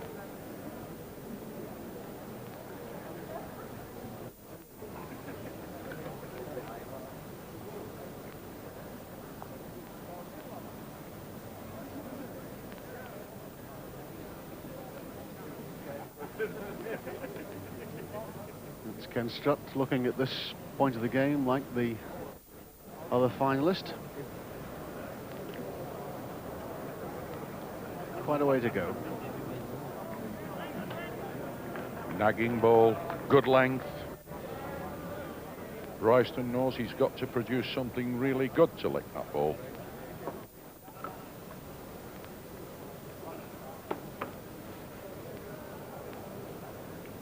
Keeps a bit away from the jack, but it's an awkward lie, and Royston got to run. Give up. Strutt inquiring. How far's he got to push the ball to make it? The crowd there ready with advice. There's 1,000 voices telling him to leave it alone. Just play for another. Has he done it?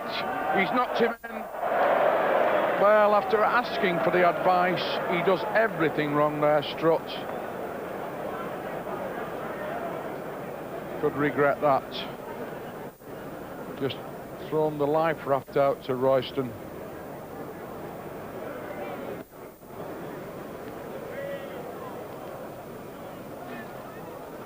Well, 1 to Royston. Dave Royston, no doubt acknowledging the fact that he was lucky that he was given that one by Ken Strutt with a very strange wood. Still a big gap to make up there. 9-16.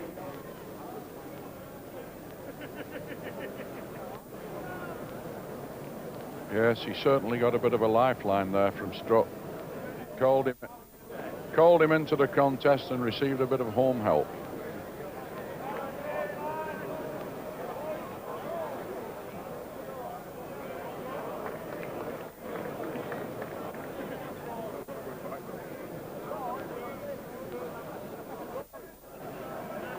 Very interesting mark, this, Richard. They're playing right along the edge of the green, and Royston plays this mark particularly well. He's used it extensively throughout his competition and his games here at the Waterloo. It's only a short straight mark, nothing much to it. Travelling. But I think he feels that he's got to do something simple here to get rid of this man Strutt. Can't win on the difficult marks.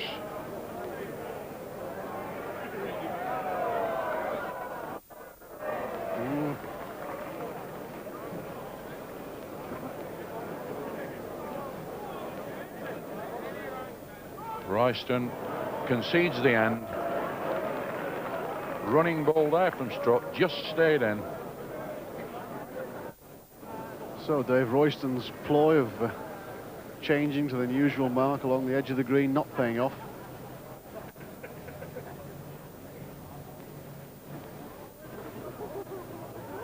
Didn't last long, Richard, that did it? Just one go at the mark.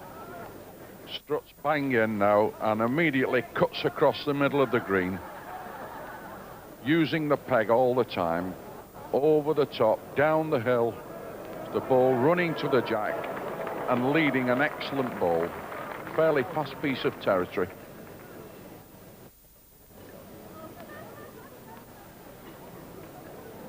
Royston knows he can't be too far. They run down the hill, away it goes.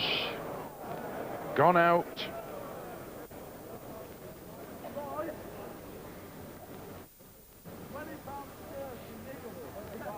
Strutt, the cold, clinical man Strutt, doesn't show any emotion, just gets on with winning and collecting the booty, which he's done quite often this year. Certainly in top form now. Lies 2.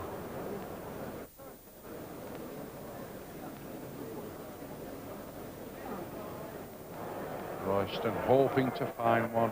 Again, doing the trip. Strutt already putting his hands up for a double.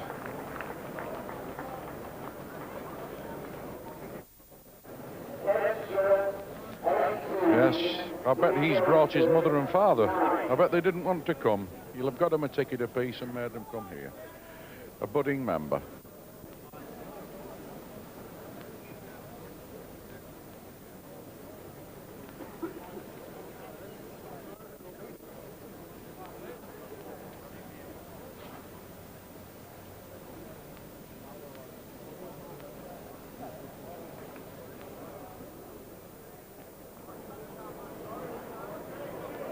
Oh, Richard, what do you do with this man?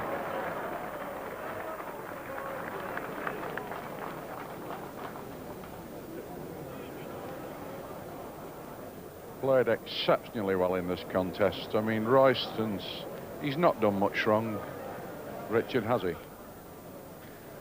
It is possible, obviously, I would think, to get within sight of victory, as is Ken Strutt now, and to lose it a bit, but he seems to be tightening his game all the time. Yes, he's playing so consistently. He's very rarely put a ball off the road. You know, and it's not easy on this green. Here's Royston looking to get out of trouble, and again goes sailing through. 2 more to Strutt. Marching on to victory.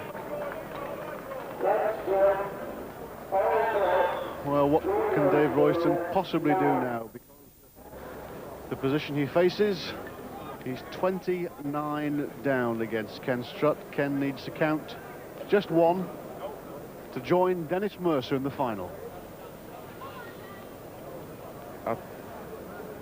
I think there's one thing that Royston may be able to do, Richard. He may be able to go down and sit down and watch the final. That's about the... Little consolation, Harry.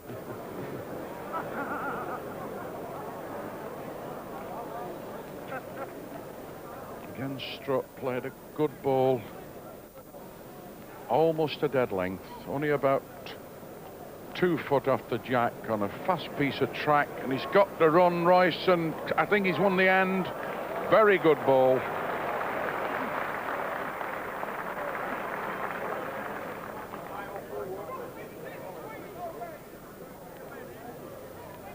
Strutt now confident.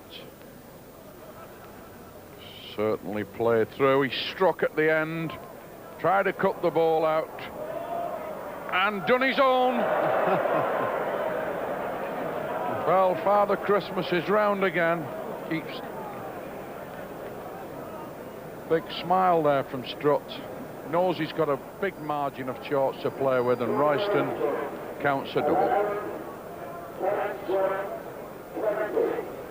Royston's he's picked the mat up. He's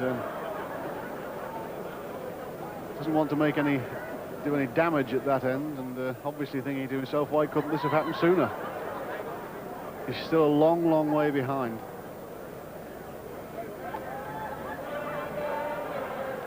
A chance to pull something out.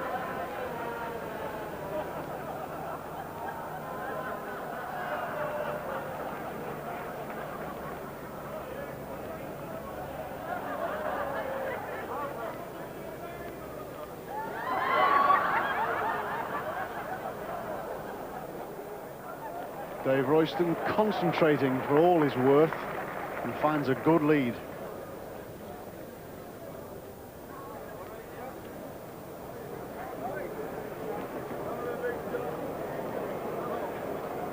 Oh, just gone by Strutt.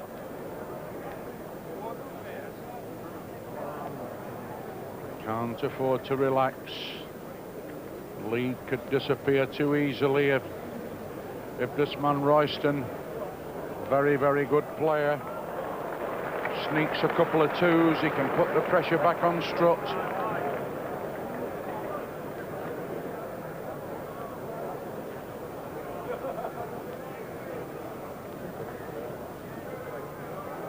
Strutt watching this ball, thinks it's got some sort of a chance. but it goes out and leaves Royston a double. Well, what is happening to this game? Dave Royston, dead and buried. Counting 2, takes him to 13. K Strutt sitting right on the edge on 20. Yes, he's been laid out in the chapel of rest, but they can't get the lid on now. He's just banged 2 2s and he's leading out again.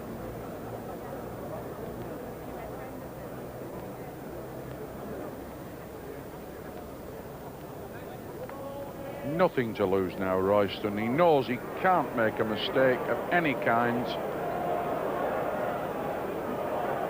He's gone skating through on a 28-yard mark, and that could be fatal.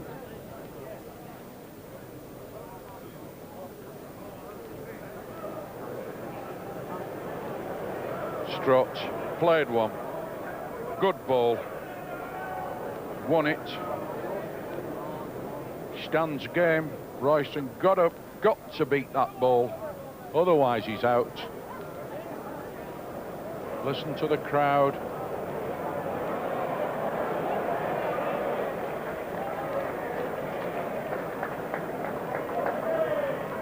Not sure. Inquiring, but Royston conceded, and Strutt goes through into the final 21-13 against Dave Royston of Birmingham. Well, just a sting in the tail of that game for Dave Royston, who I think, Harry, it has to be said, never really played all that badly, did he? No, he played quite well. Played quite well, Royston. Didn't do anything wrong, but Strutt was magnificent. I mean, he played some brilliant balls in that semi-final. Royston struggled through, and then all of a sudden, when it seemed that he'd been buried alive, Strutt struck, knocked his own ball off and gave him a bit of a lifeline, but it didn't last long. Didn't last long. Very clinical sort of bowler, Strutt, isn't he? Yes, almost an unemotional fella, but he's such a good player, you know. People underestimate him. He's talking there to Dennis Mercer, the finalists, so this should produce a great match. I wonder what the conversation's about between the two men who will be meeting in the final. Well, Mercer's Any ideas? Yes, he's just telling him, Dennis, you better not put them that close against me, Ken, otherwise I'll catch the bus and go home. But surely the scene's set for what ought to be a tremendous final. I mean, two fellas, if they can maintain that form, terrific, isn't it? Yes, the way Mercer played in his semi-final and Strutt, they both played superbly, so the public now will be expecting a real top-class display. I hope it turns out that way, Richard, because somehow bowls is a funny game, and what you expect doesn't always happen. So they're in the picture, the two men who will be meeting in the final of the 1982 Waterloo Handicap. K Strutt on the left, Dennis Mercer with the cap on the right. But let's go back just a couple of years. Back, in fact, to 1980. And that certainly brought into action one of the most popular men ever to appear in the Waterloo final, Vernon Lee. He played Glyn Vernon.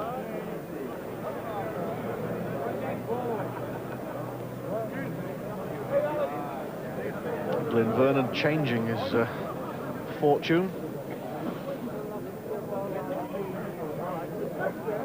Yeah, sets about a 30-yard mark, going as far away from this edge as he can. He doesn't want Lee to get him back on there.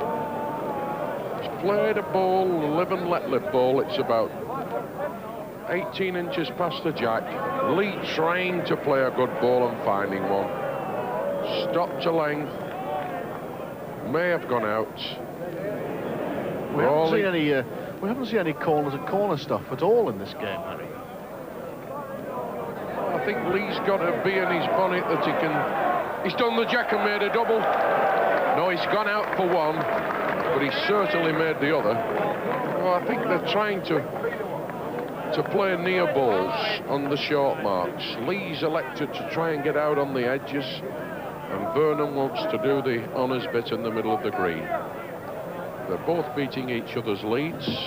And Lee struck and missed the ball. Vernon now takes a 2-chalk advantage, 17, the man from Cheshire, and Lee 15. 15.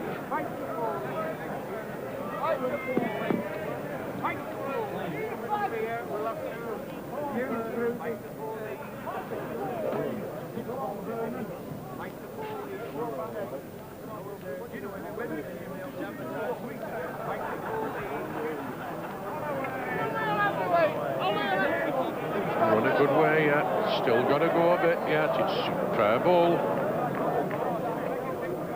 They're not easy to stop down here. They gather a bit of speed, and he'll have to be stopping Lee. He's done it. Another really good ball there from Vernon Lee.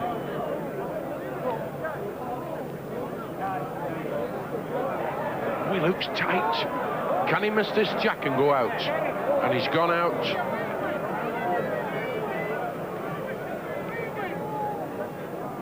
Well, here's Glenn Vernon coming up towards the end. He must... Good ball, got it nudged out. And Lee is going to count a double here. 2 excellent balls. And goes back. Bang, back in the game now at 17 across.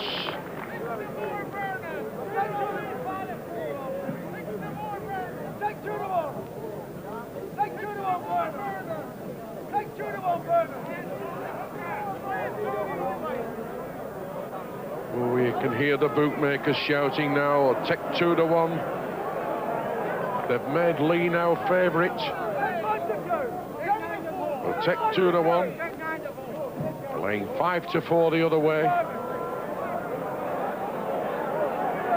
Might just go through the gap, but it's gone out, and Lee there waving his hand.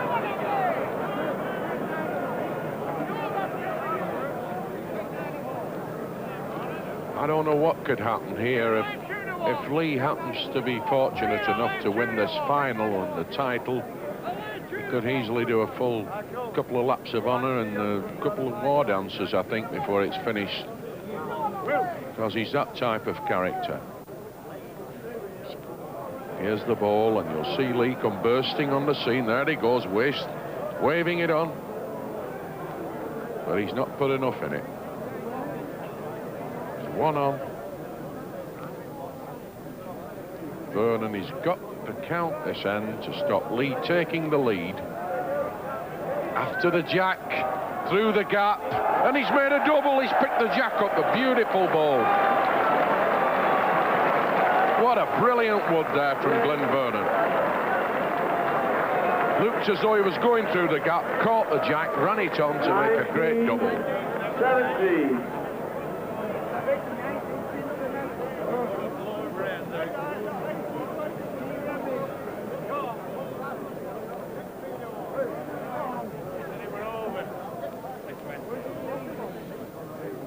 As Glenn Vernon, he's got the chance of becoming the Waterloo champion. If he counts a double, he's only 2 chalks off victory, and leads a real toucher, a smoker, bang on the jack. Vernon Lee now with all sorts of pressure on him. He's playing up, urging the ball on. Short. Not a bad ball, but it's just died short. It's out of the way. Can Vernon couple up at this end and lie game? Still coming, and he lies up. Played another brilliant wood. Lee's got to hit these. He'll strike.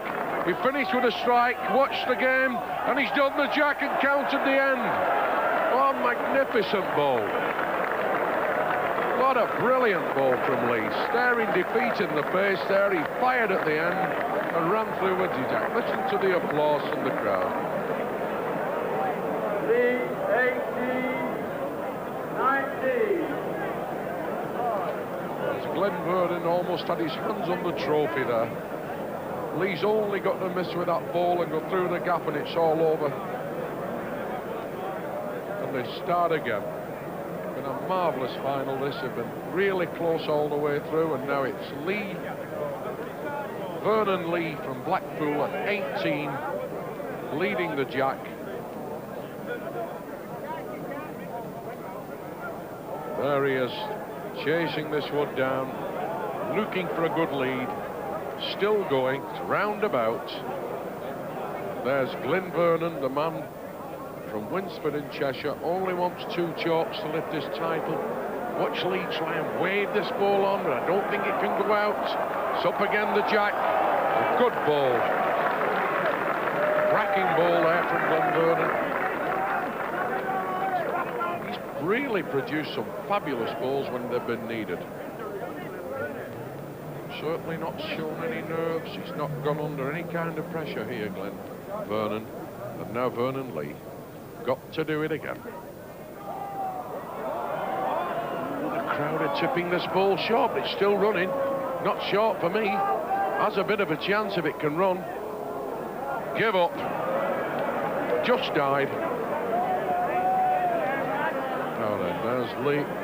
There's Lee's opponent, Glyn Vernon. Last ball in his hand. If he can make this count, the title is his. He's the Waterloo champion 1980. It's on its way. Could carry 1,500 quid and the Waterloo title, but he's played short.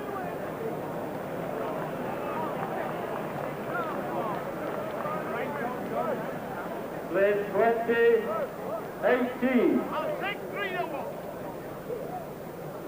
Take 3-1.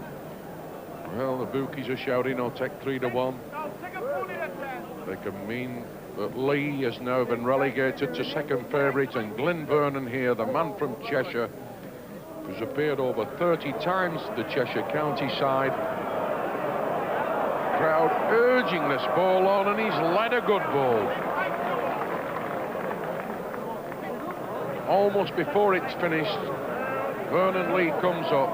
It's going to go by. It's gone out. Oh, there's a spectator who's thoroughly enjoyed it. He's smiling. He looks as though he might have backed Glyn Vernon.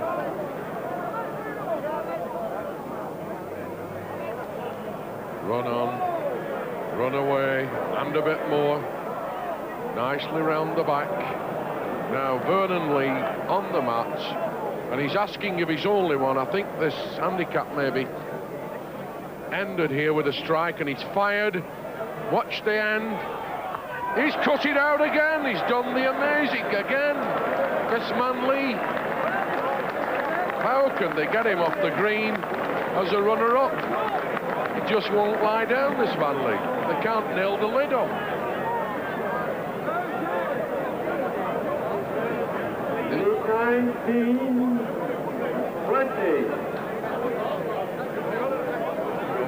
Glyn Vernon must wonder what he's got to do to get shut of this man, Vernon Lee, who can now get out and win the trophy himself. He's 19.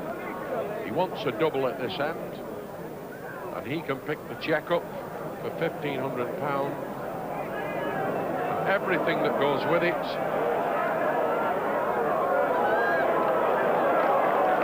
Applause from the crowd, and a brilliant lead now from Lee.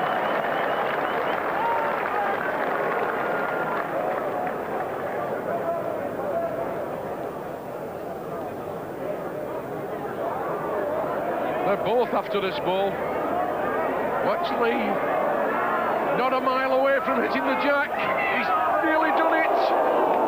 Just gone out. Oh, brilliant ball from Glyn Vernon there, and shaved the jack. Oh, the match has switched right round now. Lee with one on the block, and they've got a ball apiece left. It's one of the best finals I've seen at the Waterloo for many, many years. Still going. It stops. It's two brilliant balls to beat now, Glyn Vernon. Watch the crowd, listen for the noise. It's on its way. Could be on the bottom. Is he on the top? He's put his hands up, Vernon Lee. He knows he's weighed in. He's won the Waterloo. A brilliant victory. Absolutely tremendous. Great final. And with any luck at all, we'll have a final of that quality this afternoon, and that's in a little under a quarter of an hour's time. You can imagine what a tremendous job of organisation the Waterloo Handicap is. We said that there are more than 2,000 bowlers who begin this competition. And the man with the job of sorting that all out is Jack Lee, the bowling manager, and the competition organiser. Jack, tell me, are you already thinking about next year's Waterloo now? Oh, we're well in advance for next year now. I've took over, I think it's 300 entries up to now, and I think we're on to 600 entries in the spring up to now. There are 2,048 places, but yes. there are, of course, many more entries, aren't there? And they all arrive on your desk. I generally get about 6,000 letters between November the 30th and December the 4th. And we have to start sorting those 6,000 now. Approximately maybe 2,500 letters that are just opened, contents examined and sent back. It's oversubscribed. And can anybody enter, a bowler of any standard at all? Anybody, any standard, no matter where they come from, America, China, Japan, we accept them all. And if they get in quickly enough, they'll be accepted? Oh, they can be accepted, anybody, anywhere. And could play against one of the top men? Could even play against one of the top men. The draw's made every day. We do about 44 or 48 bowlers daily. Play 2 rounds in the first, second and third visits, and then down to 1 game when we get down to the last 128. Can you give me some idea of how busy this green is here at Blackpool? Oh, well, we open up on April the 1st and we close on October the 5th. We start bowling competition-wise on April the 5th, and then it goes on continuously until either today, the final of the Waterloo, or next week, which is the final of the John Player. And then the holiday makers come down. We open the gates at 10 a.m. every morning, weather permitting, of course, and open for the holiday makers. So what's that in terms of numbers, then? I would say approximately 25 to 30,000 people use this green each year. It's a remarkable figure. You mentioned the holiday makers, which leads me to suspect that really anybody can come and play at the Waterloo. You don't have to be a top-class bowler. We have quite a few, well, a hell of a lot, really, of flat green bowlers. They're coming up here on holiday and they come and have a look at the Waterloo. One couple stands out in my mind quite well when 2 Scotch lads they were, well, not lads, elderly, mid-50s I suppose, and they wanted to know what the Crown Green bowling was all like, and it was one evening, a nice summer evening, and they were quite overjoyed when I said they could go on the green and have a game of bowls. They hadn't got their own bowls, of course, with them, so I loaned them 2 sets of bowls and showed them which was finger peg and which was thumb peg on the bowls. They call it forehand and backhand, and off they went. And they went about 30, 35 yards with the block, and if you'd have seen where the 4 bowls finished up, it would have been cruelty to ask a sheepdog to round them up. And they enjoyed it, so man, they were flat green bowlers. Did they make any comment about that afterwards? Oh, yeah. They came off afterwards, after about half an hour, 3/4 of an hour, and they thoroughly enjoyed it. But they couldn't understand, really, with them, the flat green, the maximum length that they go is the maximum width of the green. I don't know actually the rules and regulations, whether the block's got to be a yard on and the mat's got to be a yard on, but if the green is 45 yards square, the maximum length that they can go for a mark is, say, 42, 43 yards. But on the Waterloo here, you can go 67 yards. Now, these Scotch lads, when I told them that, they said, we don't go that far on our holidays. But they really enjoyed it. Yeah. And they said they're coming back next year. One of them actually joined the Spring Handicap Tournament this year. And he travelled all the way from Glasgow. He's a chappie named Potter, I'll never forget it. And he played. And I had a bet with the marker that was marking the card. I said, this lad won't score. I said, I feel really sorry for him. And he hadn't scored up to his opponent scored in 16. And then he got a lucky one, and I reluctantly paid me bet out. I thought, well, how lucky can you get? But it wasn't luck. he really got into the swing of the game then, and he only got beat 21-20. And you should have seen the jubilation on his face when he'd finished. You would have thought he'd won the Waterloo tournament. He was that excited. And that's the kind of thing, I suppose, that makes people want to play here, isn't it? I think everybody in the bowling world, I think everybody wants to play in the Waterloo tournament. It's a hell of a good tournament. And it stems now that it's been renowned for 74 years, coming up to the 75th next year, and there's a hell of a lot of youngsters joining the game now, hell of a lot. When I came to Blackpool 18 months ago, there was, I think it was 37 in the Junior Waterloo tournament. Last year I got 128 in it. This year I got 256 in. Now who knows, next year it's gone that well. And there's these kids under 18 are enjoying it so much of playing on the Waterloo. I even visualise having a 512 entry next year. But this avalanche of entries that you get for this autumn handicap, I mean, where do they all go to? Do they all drop through your letterbox or what? But they all come to the Waterloo Hotel, a whole lot of them. The address is the Bowls Manager, Waterloo, but a lot of them now know my home address in Blackpool, so from next week onwards, parcels of mail, bags of mail will be stacking up either at the Waterloo or my home address. I think the postman will be a bit busy at the end of November. So I mean, you must have some strong postmen in Blackpool if they're carrying that much mail about, isn't it? I think it's a delivery van after November the 30th. Tell me, I mean, with all this organisation, I mean, is it a headache or do you enjoy it? I enjoy every minute of it. I get up in the morning and I can honestly say I go to work and thoroughly enjoy every minute of it. Yeah. Even if I have to work nights, and a lot of people say, work nights? What the hell do you work nights? But I never believe in water in the green when it's necessary, when it's got to be watered. We always water at night. We've been on this green at 2, 3, 4 a.m. in the morning, and from 9 o'clock at night till 2, 3, 4 o'clock in the morning.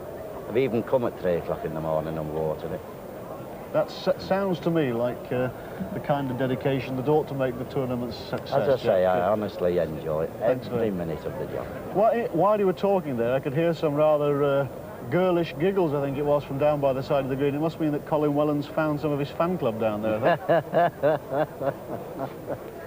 Every year I do it. I must be crackers. They persuade me to come down and sit amongst this rabble and talk to them. They've given me hell. They've been singing a Z-Cars theme. They've been making lewd remarks behind my back. And here I am. I'm going to try and talk to them with you listening. Do you come here often, love, as they say in the dance halls? Yeah. Once a year. You come once a year. Where do you come from? Simply. Timperley? Oh, that's Manchester, isn't it? Yeah. Have you come in a crowd, have you? No. They've got bathrooms there, he said. 9 of us have come. 9 of you have come? Yeah. Now, hang on a minute. How many of the 9 bowl? How many of the 9 have you bowled? We're only 2 of the 9. Oh, I see. Yeah. And anybody else? Who bowls here? Put your hands up if you bowl. They ought to be more knowledgeable than they are, then, aren't they? We don't bowl so well, though. I'll tell you what, it's so difficult to get in here. One fella over there said you have to qualify to get a ticket.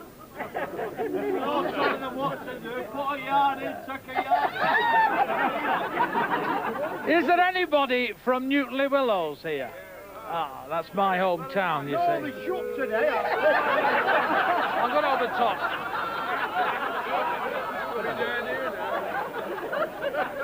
You're about my age, aren't you? I know you very well. Yeah.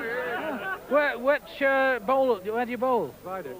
The Viaduct, Viaduct Club. Oh, I used to bowl at Newton Rugby Club before they ruined the greens there. Yeah. Have you come in a crowd? No, but my wife here runs the Ladies Waterloo. Oh, your wife runs the Ladies Loo, you said? Waterloo. Oh, Waterloo. Sorry. Come here, love it. Are you from Newton as well? Warrington. You're from Warrington. Well, Fulham are playing Warrington in the semi-final of the Lancashire Cup. We're going to hammer you. Oh, I hope we do. I'm coming all the way up from London for it. Now, here's a gentleman I want to talk to. He's been standing with his pint. How often do you come then? As often as I can get a ticket, Colin. Yeah, but there's a lot of these competitions, aren't there? Oh, yeah. There's a big one on Saturday. John Player Champions. All the top winners of the trophies come here on Saturday, 16. Do they follow favourites like they do follow football? Oh, yeah. I'm from Ormskirk. I was following Alan Shacklady today. Yeah. My money's gone. He's gone. People do follow their favourites around the country. Yeah. Dennis Mercer's a big favourite. He was in the final today. Yeah. I've been watching Dennis Mercer for years. And he's so never have won I. it, has No, he? but it might be the day. I'm rooting now, but I've no money left. Oh, yeah. Who's rooting for Dennis Mercer then? Right. Who are you rooting for? I'm Strutt, mate. Strutt, yeah. Strutt. No, I'm from Bolton. Let's have a look what you've got on here. Baymar Bowling Club. Baymar! The old Baymar. Baymar, that's it, Bolton, that's it, yeah. And do you bowl regularly? Yeah. Well, not very well, but we try. But when you were a lad, you bowled, a kid.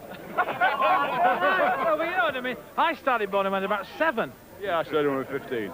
Yeah, because at the farms they had bowling. Yeah. When I was 15, I started. We were young lad playing with us now, 12-year-old. Yeah, it's marvellous. 12-year-old. It's an old man's game. Well, it's not. It used to be, but it's changed. This size. No. You have to be quite a powerful man. Yeah. How about this fella? He's been chatting with me. Where do you come from? Coventry, Colin. Coventry? Yeah. One of the lads. Well, no, I come from Coventry. Yeah, but you're supporting the Mercer. No, the bloke I supported got beat, Pete Varney. So you come up into the north of England, you're taking them all on now, No, it's my friend. Hold on. All from Coventry. Yeah. Where are you from? Leamington Spa. Leamington Spa. That's it. Yes. And you like crown green bowls down Yes. there? Yes. Oh, well, obviously, I'm here. That's right. Obviously, it's a very cosmopolitan lot, and I'm glad to get rid of them, I'll tell you that. Thanks very much. I think it must be the sea air that makes them so cheerful. But let's get back to business again. Arthur, the final. Now, Dennis Mercer, K Strutt, quite a prospect, I would think, isn't it? Yes, I think we've got a fascinating game, Richard, in front of us. For the last 4 years, I think we've had 4 very close finals, 21-20s, 21-19s, and I've got a feeling, we're in for another one this year. I know that everybody's very pleased to see Dennis Mercer back here, aren't they? Yes, Dennis has had a rough time for the last 4 years. He's health-wise, financial-wise, so it's nice to see Dennis back in the big time, and, my heart says Dennis win this final. Your heart says Dennis, does your head say Dennis as well? I'm not too sure. This man Strutt, he's a very good player. He's a cool customer. He's won, 2, 3 major tournaments this year, and we've seen in the semi-final he's put them very close. There's a hell of a battle on. Tactically, how do you expect it to go? Well, I'm feel sure we'll see Dennis, he's going to go for his long corners, which he excels at. And I think Ken's going to maul Dennis round the green, playing probably 25, 30 yards, and putting them very close. I think we've got a fascinating game in front of us. So you don't think you'll see a great deal of chopping and changing over the length of marks and that sort of thing? Yes, I think we'll see Dennis going for the long corners for 70 yards, and Ken probably trying to cut him down to the middle of the green. And, as I say, putting them very close, which he did in the semi-final. From what we've seen of him, though, K Strutt's a pretty versatile player. He seems to be able to adapt very quickly. Oh, yes, he is a very good player. He can play short marks, long marks, but Dennis Mercer excels in the corners, and it's going to be one battle. Any surprises for you the way it's gone? Yes, I was rather disappointed, of course. As they're saying, you put the kiss of death on the player. I tipped Dave Walker. He played very well early on in the game, and then, I don't know, he went to sleep, as the saying goes in the bowling circuit, and I was rather disappointed with Dave's performance. So will you be investing a few shillings in the outcome of the final or not? Yes, I will. I already have done, actually. And it's gone on Ken Strutt, is it?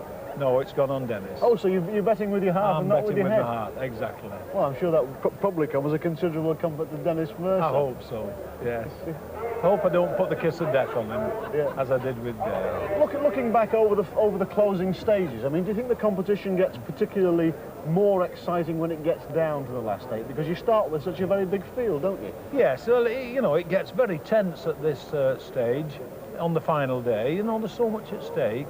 Not only the winning the Waterloo, the winner qualifies for the John Player tournament, you know, and you're always under consideration next year, anything big coming up. You know, the Waterloo, it's more than just winning it, it's what it can get you into for the next year. Because the players who are through to the finals have played an awful lot of games in the past few weeks, haven't they? I mean, does fitness play a part?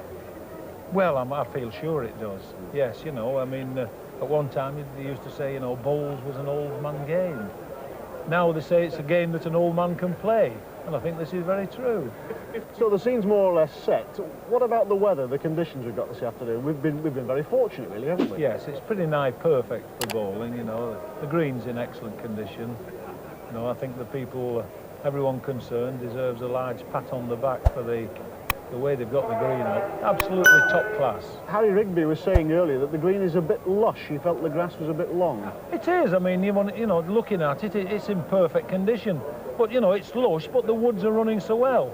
Normally, you go on the Crown Green circuit and you get greens in this condition, lush. They're heavy.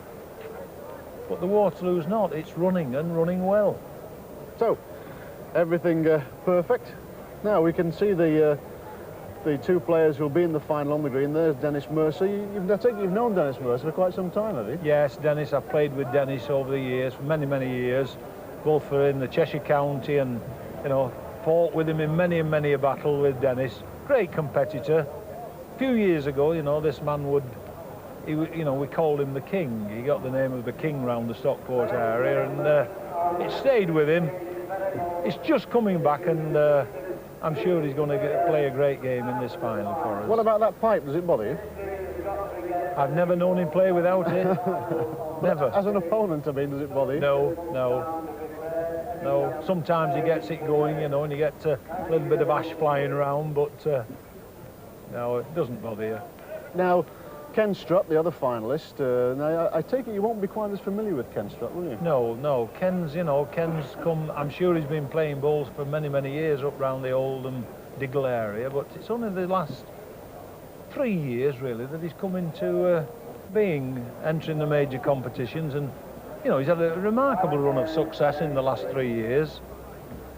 So, two men bang in form, Dennis Mercer and Ken Strutt, all set for the final of the 1982 Waterloo Handicap. Here's Harry Rigby. Well, we're all geared up now for the commencement of the final of the Waterloo Handicap Blackpool. Two great champions in the final. Dennis Mercer, former BBC double champion in the red shirt, and Ken Strutt from Diggle near Oldham in the blue, and he sets the first mark.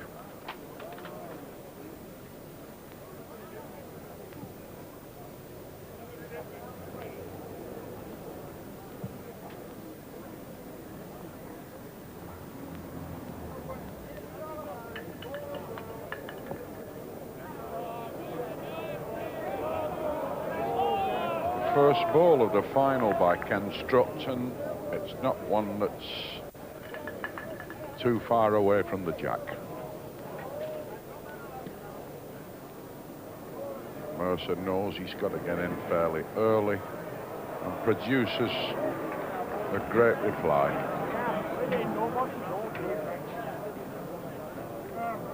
Just gone through.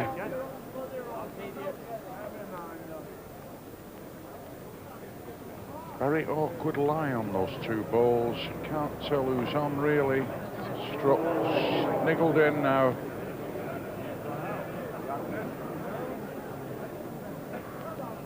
Mercer down.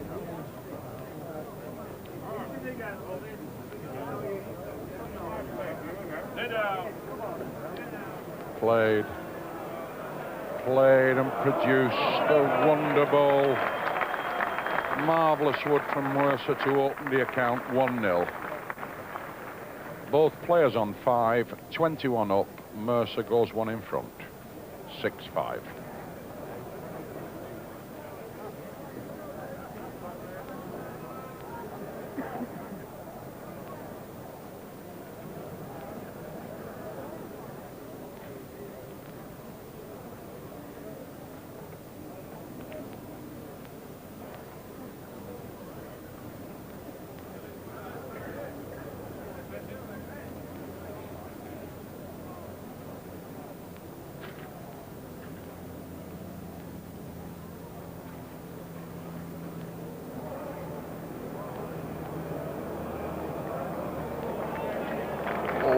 A great wood.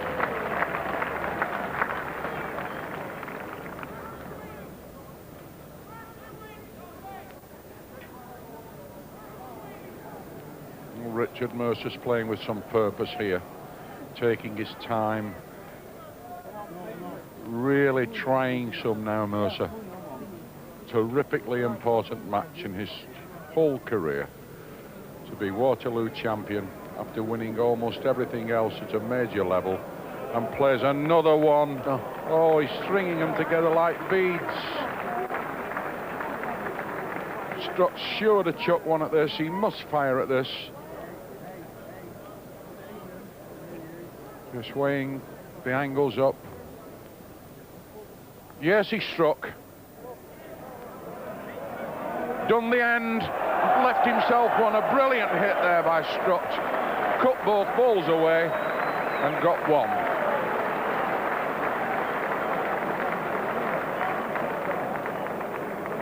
Well, what more do you want to see from Crown Green bowling? Dennis Mercer, brilliant bowling, and there Ken Strutt wiping them off, leaving himself with one. The score at 6 across. Magnificent. Wonderful. Not often you see Mercer fielding out at balls, but he had to do a deep third man job there in the gutter. Strutt cracked those 2 woods off the green.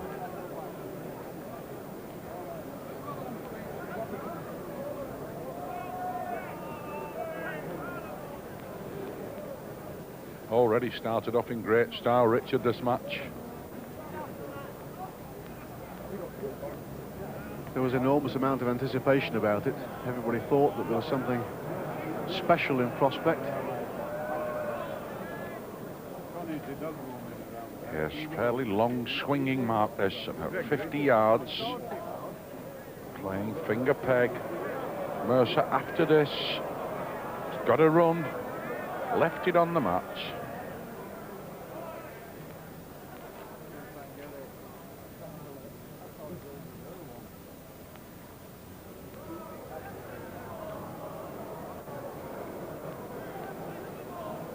Gets another.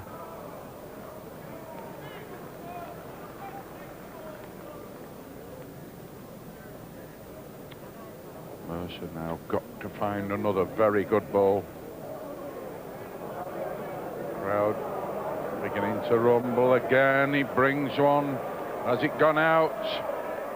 Oh.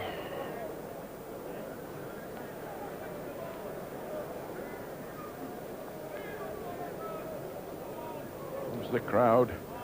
Inquiring looks on the faces as they watch Strutt keep circling round the end. He's certainly got one. Mercer coming round, just tidying up. Takes that out. That's one to Strutt, and that's all he's giving them. They're asking now for the measures. And here's the 2 measurers coming on the scene. There's Ken Alcock on the left, and Eric Sweets. Eric Sweets, the man, the brown jacket, just behind. Ken Alcock, the referee, measuring the end. Strutt already won, measuring for a double. Just say at this stage, Richard, what wonderful condition the green is in here. You know, this 74-year-old Bob Hull who looks after the green. And of course the general upkeep is done by Jack Brodie, the horticultural manager of Greenall Whitleys.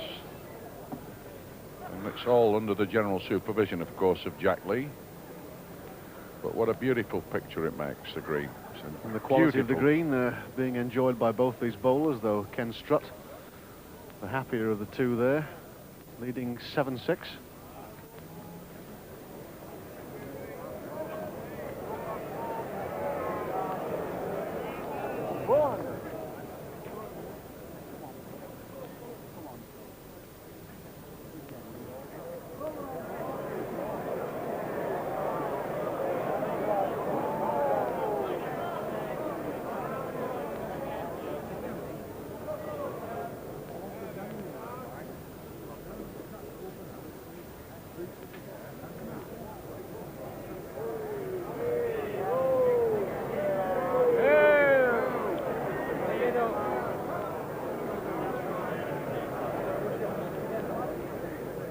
Mercer now got to save the end.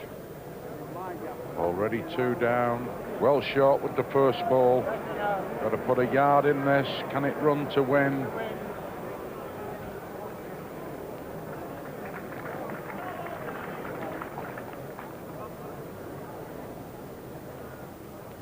Strutt made no definite signs here that he's prepared to concede Mercer anything.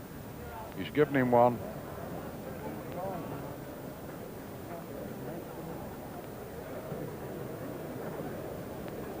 So a close decision. Ken Strutt conceding one, leaving the score at 7 across.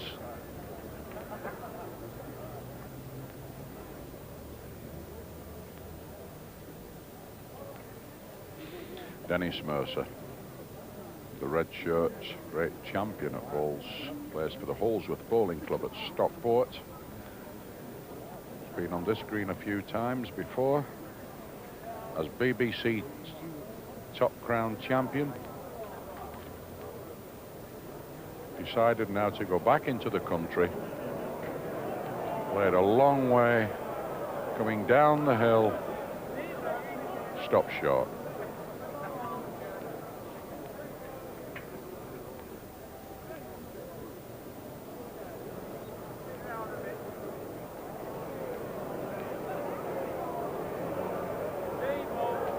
Still travelling.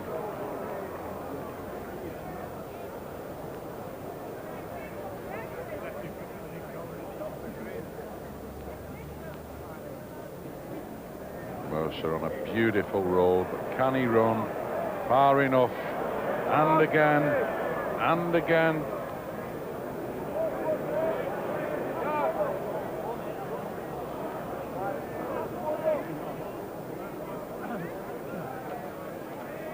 Inquiring Strutt, trying to find out who's on.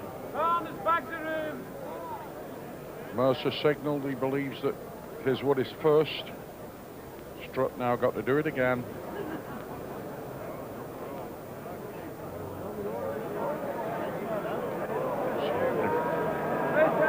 Misses the ball, it wins. Won it. Good ball from Strutt.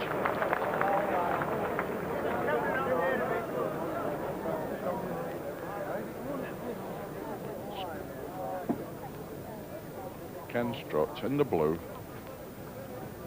plays with the Havelock Bowling Club and Friesland. Friesland in the Oldham area, Havelock on the Thames side.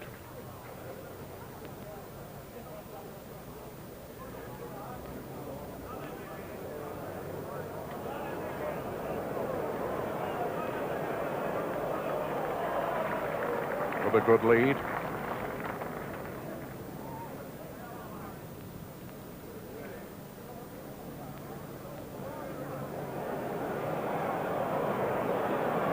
Mercer got it to do. He looks a bit tight, going away to the right. Again, struck down, this man. Was the winner of the British Open pairs at Rill this year, partnering Dave Blackman from Huddersfield. Plays another good ball. Mercer now got to find one of his real old-time specials.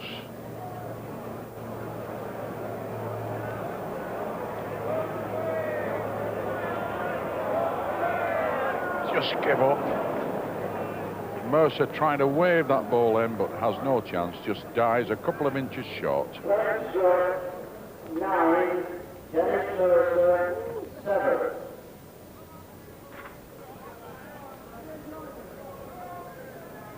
Ken Strutt there with the jack and the advantage, leading at 9-7. The first, of course, to 21 takes the championship.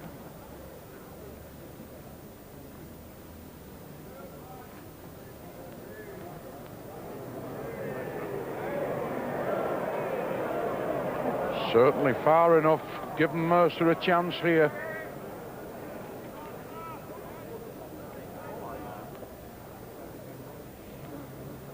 Here's the wood belonging to Mercer. Coming in. Coming in. Played a good ball, just over a length.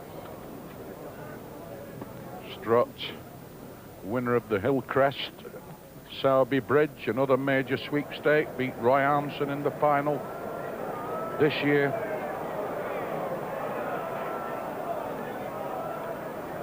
Gone out. Mercer now should get a double here.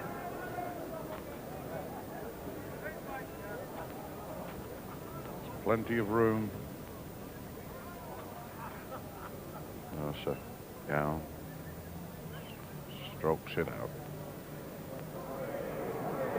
Spar enough. Oh, if he hits the jack, could cause a bit of trouble. Just missed. Gone out. Counts one.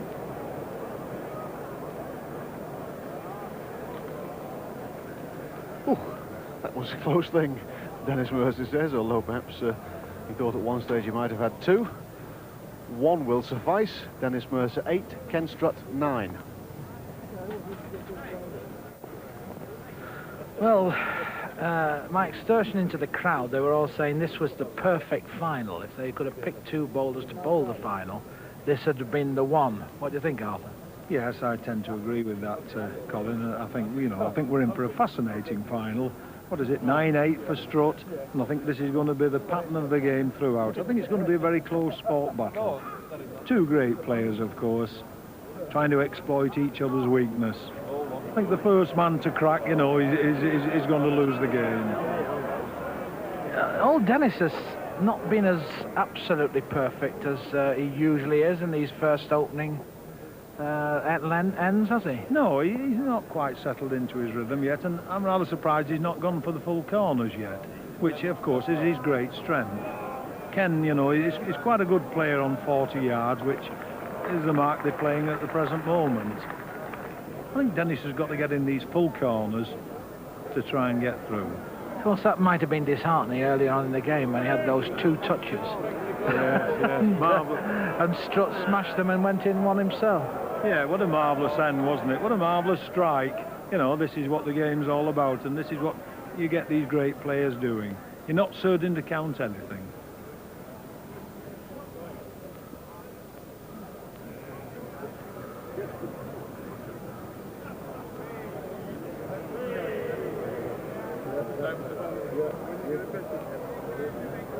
Now the debate's on as to who's in there, isn't it? Yes, it looks as if Ken's in from where we're standing, yes. Strutt's raised his hand. 10-8, he's keeping this couple of points in front, so Dennis has got to start getting buckling and getting down to it.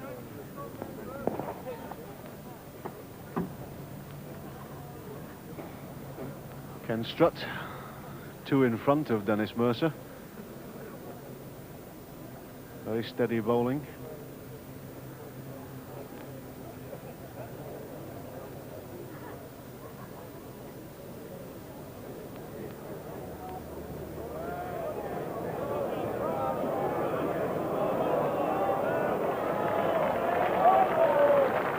Another wonder ball from Strutt. Again, playing an excellent length all the time. He's only played about 3 loose balls in this match. Mercer certainly not getting them away sweet now.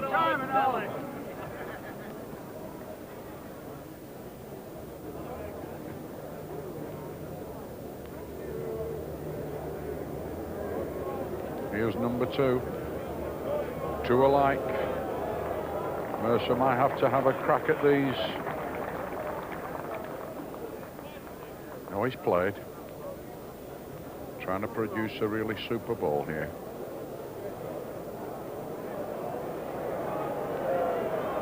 Leaves a double.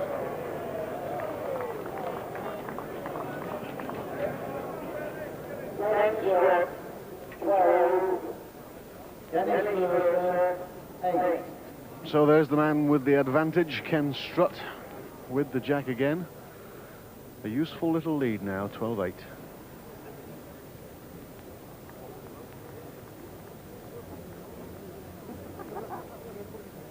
Ken Strutt going down the middle of the green here, Richard, again. You notice he's keeping well away from the corners.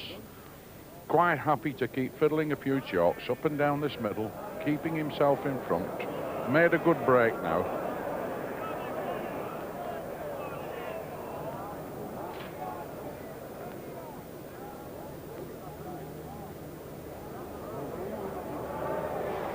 Doing the trip.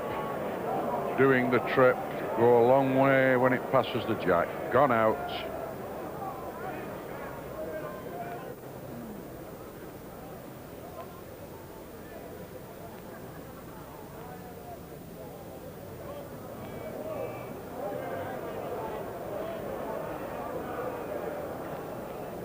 Gets another.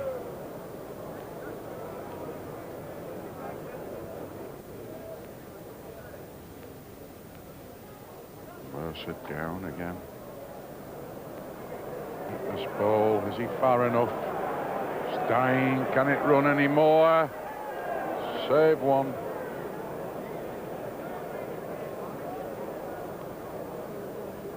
Strutt having a look at the end. Signals one.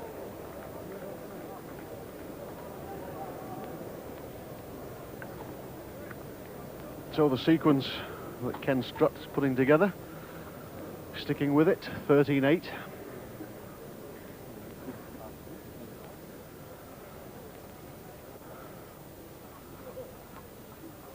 Happy to play these moderate marks across the green, nothing into the corners.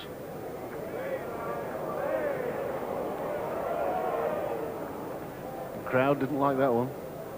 Well, again, coming back this way, Richard, he's always had difficulty in playing a length, and Mercer's doing the trip. Almost go out, just stayed in.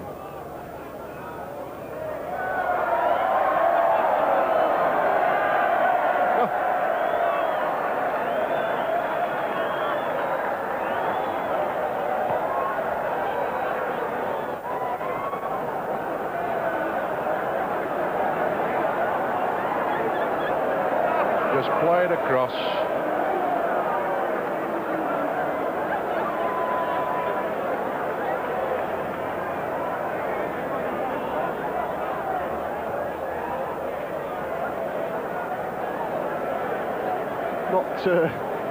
Not acknowledging the presence of an interloper, although the crowd do, of course, but the bowlers, not a trace of emotion. Oh, Dennis Mercer, yes, concedes that he did see somebody run across the green.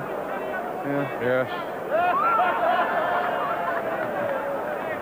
I think somebody just run across the green with a load of entrance forms for a nudist camp. Mercer's a bit sorry he didn't get one. We're just giving them the bare fact. She'll be again next year. Yeah. Something to tell your mother about. If anybody's lost track, and perhaps they have, Ken Strutt's 14 and Dennis Mercer's on 8.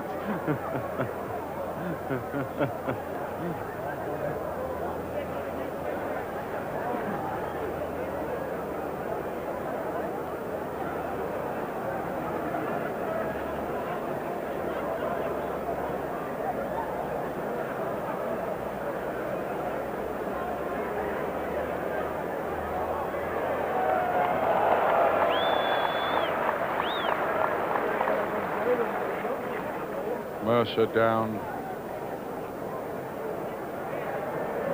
Plays down the hill.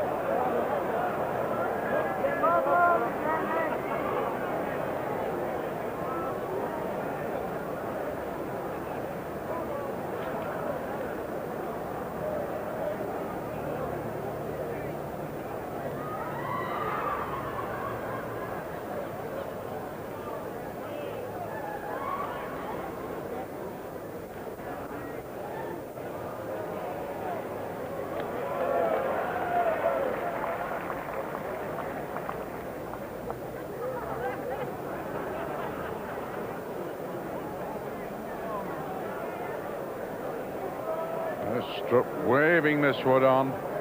Can he get it out? No, it wins the end. A good ball. Mercer now just beginning to settle down again. The crowd had the moment. Mercer picking the jack up. 9-14.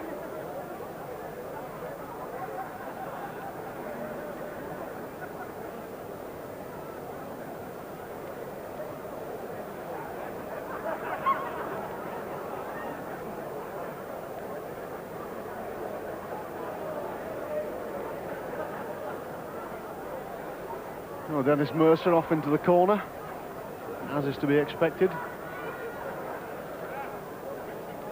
Wants to eat into the lead that Ken Strutt's painstakingly built up. Yeah, played a brilliant wood.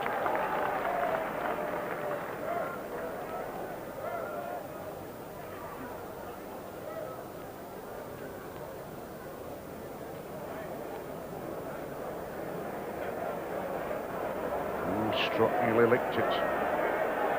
Won it. What a great ball there from Strutt. The crowd now back to the real stuff in the balls. Strutt now produces a marvellous wood. Mercer realising he's really up against it here. Had another marvellous ball here for nothing. Look at those two woods there, Richard. Second and third, you know, from a long, long way.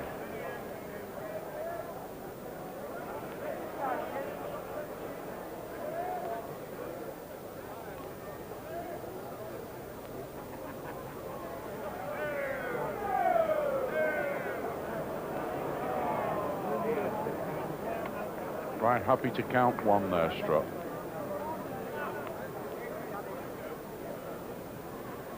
So it's 15-9 in favour of Ken Strutt.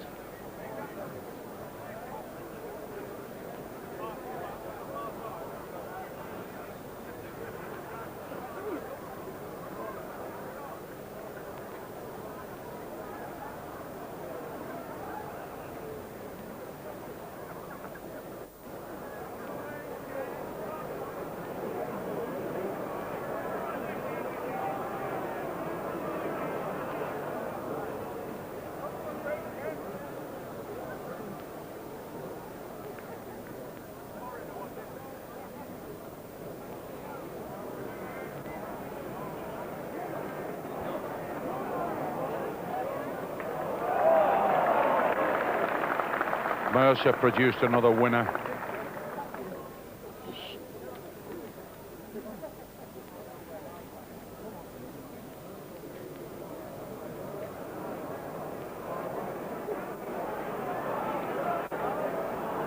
Strutt just gone by. Wanted to get on the inside of that wood belonging to Mercer and cast onto the jack.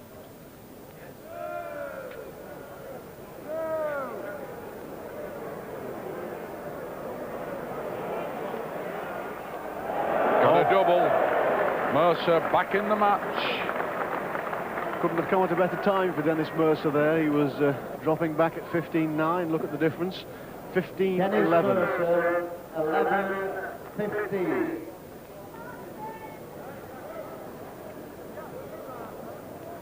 And it means, most important of all, I'm sure, from Dennis Mercer's point of view, that he'll be setting the mark. He'll be dictating the play on this end.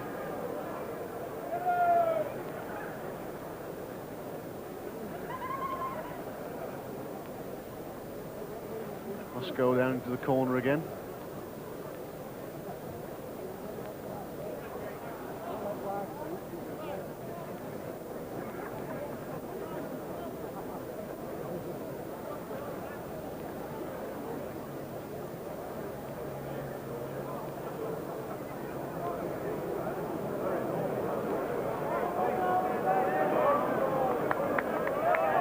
That's a good lead from Dennis Mercer. Yes, got a good head of steam on again now, Mercer. Just stoked up. 3 puffs of smoke. That's all's well in the engine room, and he's just played a marvellous ball. Ken Strutt missed the jack. Oh, he sliced it and gone out. Bit of luck there for Mercer. If Strutt had hit that jack full on, he could have run with it and left Mercer with a very difficult job.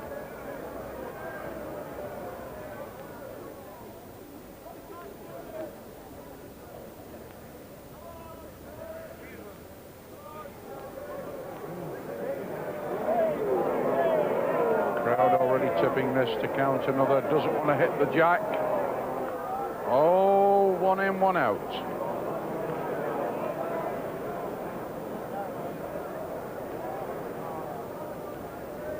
Strutt trying to play up. Certainly be far enough. He knows if he can pick the jack up clean.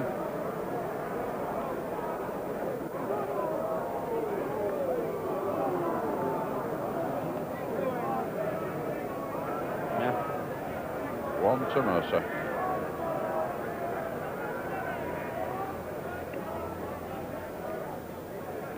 And Dennis Mercer's comeback, perhaps it was inevitable. It continues. Up to 12, chasing Ken Strutt, who's on 15.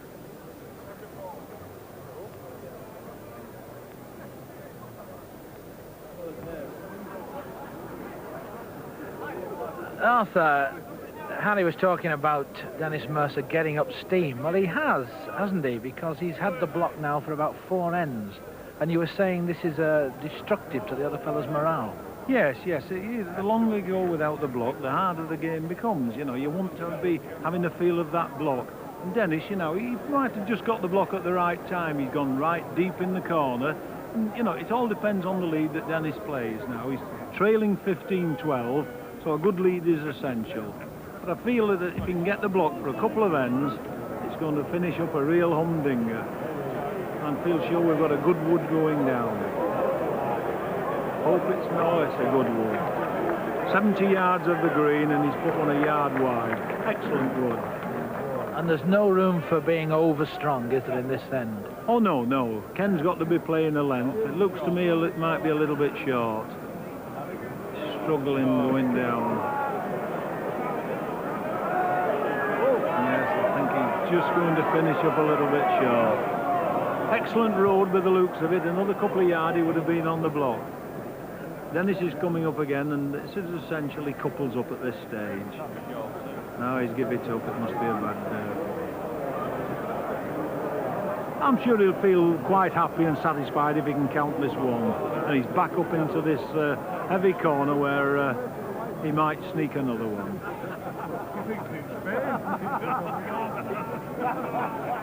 Well, Ken seems to have put a little bit in this. Might just be off the road. Just a little bit too much on the peg. Yes, one to Dennis. So Dennis is now 13 and Strutt is 15. 13, 15.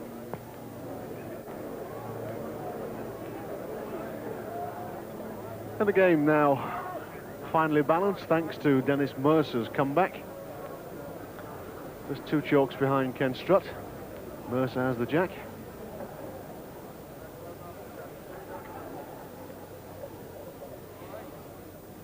Here's Mercer leading out now. Just 2 chalks in arrears.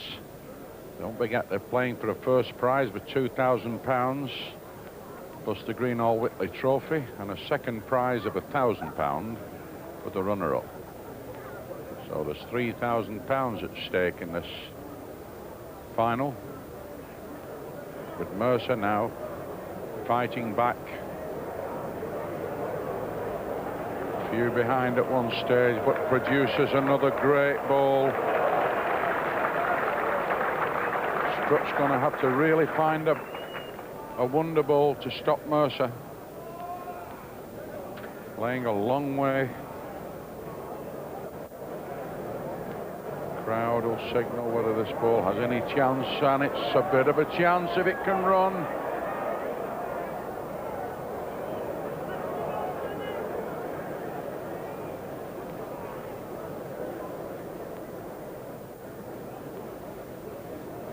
Mercer now going for the full corners. He realizes he can't win on the short marks with this man. Finds a brilliant ball yet again.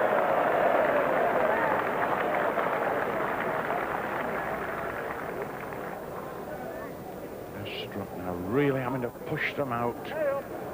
Doesn't want to be short. Play far enough. He's on a road. Trouble. Trouble if he gets a touch. Gone out.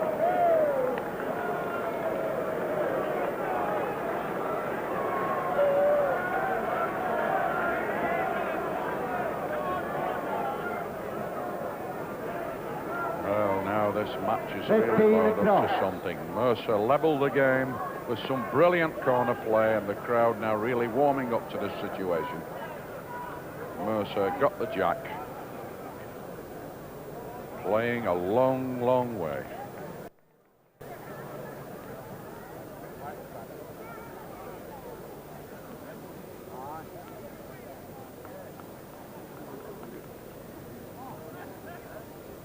Man Mercer trying to get out with some great corner play.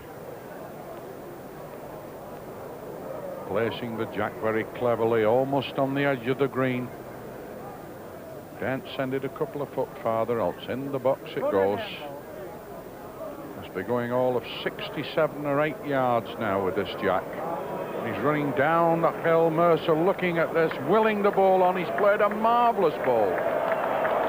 Oh, the crowd really rising to this man. What a great player this man is, Mercer, over a long way.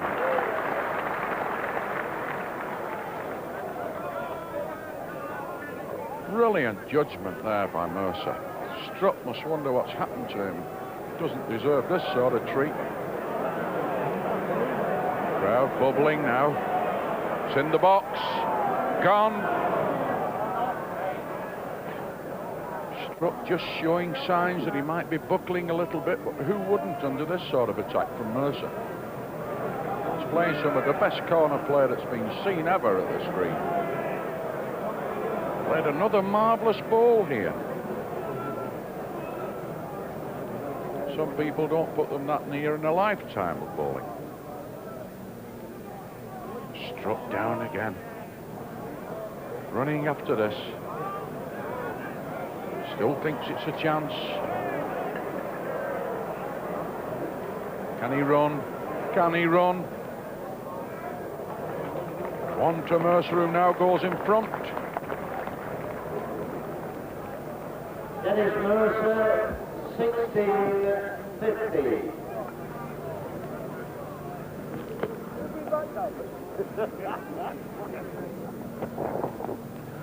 Right, you as I said, that was a good saver, Arthur. Yes, I mean, Dennis is lying two there, and the best Ken could hope for, really, was to play a good second wood and save one. Dennis's lead was all night unbeatable, really, you know, a side touch, 70 yards.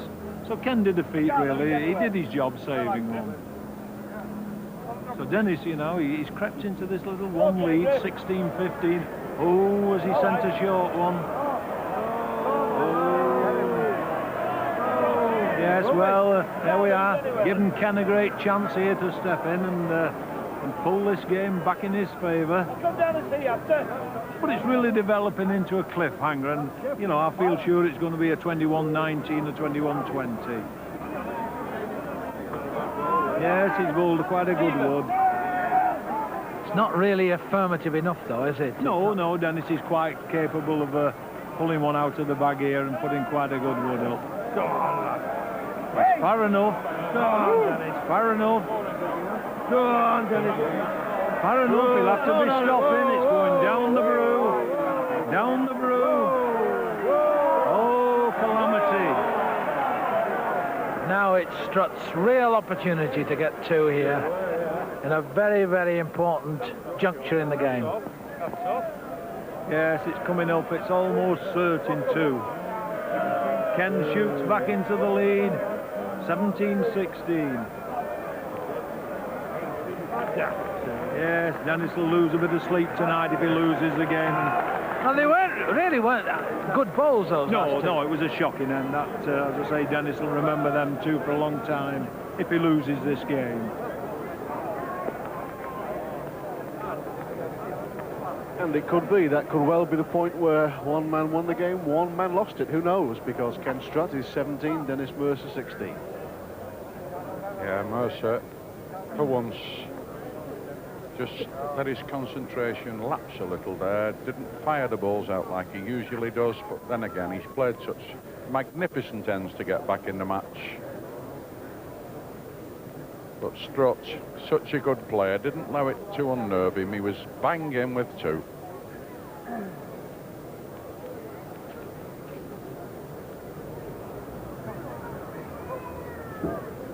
Strutt, no compunction about how he's going to win this game, Richard. He's back again down the middle of the green.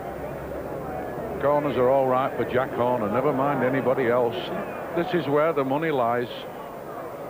He can play them close roundabout. Mercer's got the job now of trying to lick these balls.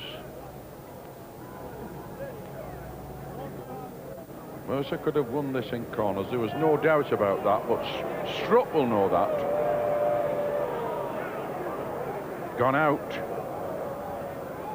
Strutt may have found the answer to win this match. Mercer possibly thrown it away. Brilliant corner play. And given Strutt the chance. Here's Strutt now.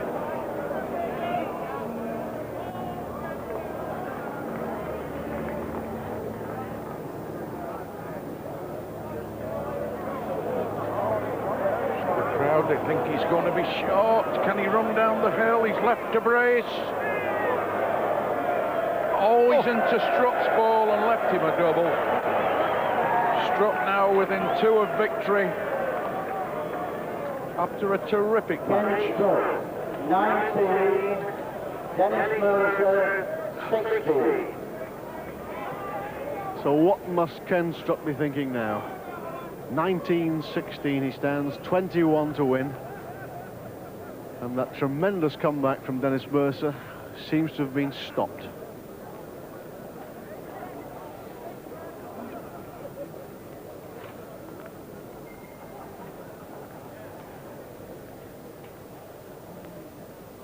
Here's Ken Strutt setting a mark. If he gets 2 here, it could take him to victory and the Waterloo title. He's from Diggle, a little place near Oldham, and there's the man who's got to stop him, Dennis Mercer.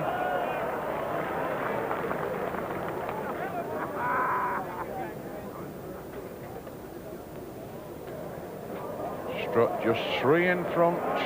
Mercer now lost his length a little bit. Played well short. Strutt now trying to find the second. Almost certain to lie game here. Yes, trying to kick it even farther, get it up to the jack. 2 alike. Mercer got to save the match. Mercer from Reddish in Stockport. Great champion. Staring defeat in the face. People moving around, that's wrong really. Upset the concentration of the players. Mercer staying calm.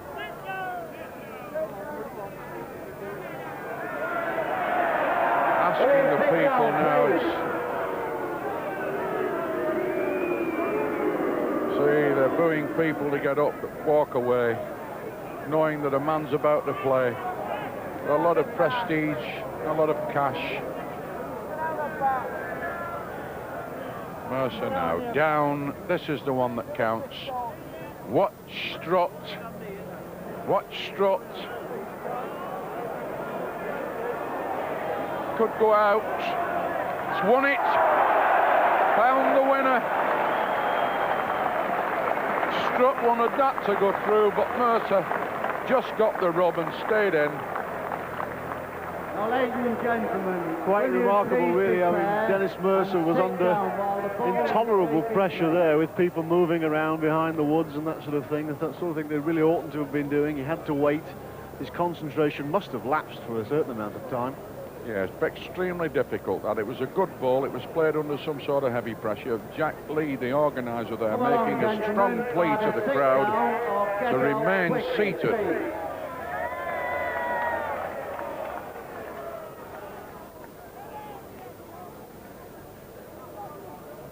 Another pause while the Competition organiser Jack Lee appeals to people not to move around so as to distract the bowlers. And Dennis Mercer gets us underway again.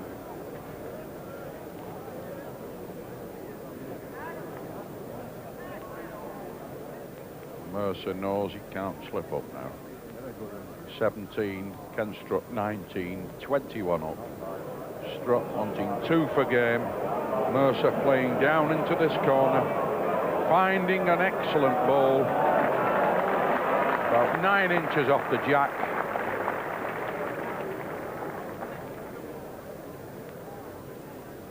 The bookie's offering to take 2-1 Mercer.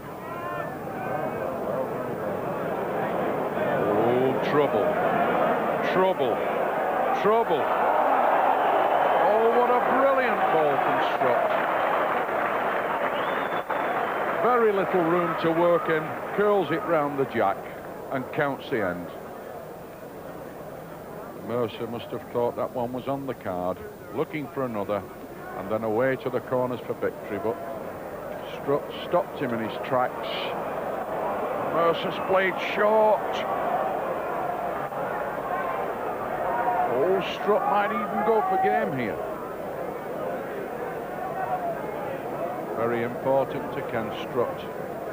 Could be a dangerous thing to do, couldn't it, Harry, to go for game? Quiet, yes, very dangerous. He's just produced a remarkable ball. Could well be that he'll be settling for 1 on the jack here. Might not play his next one. Well, he might play a bit of a rambler, you know, and it doesn't matter. He wants the jack to pick his own piece of territory for victory. But then again, Mercer could get in at the next end. All kinds of options open here yet for both players. So there's the man with the big decision to make. What does he do? Does he try to finish it? Does he try to kill it off with the second one here? Or does he settle for what he's got? Take out a bit of insurance? Wait for the next time? It's really out of Dennis Mercer's hands at this stage.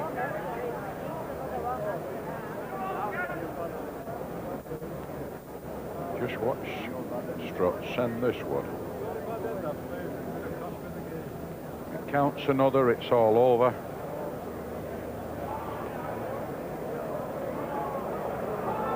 Certainly trying. Certainly trying. Touches Mercer's ball. He's weighed in. What a brilliant ball. What a marvellous finish there by Ken Strutt from Diggle near Oldham. But Mercer says he's not happy with it. Mercer is emphatic that he's only got 1. Strutt's quite happy. He's taking 1 out. Mercer not conceded the match.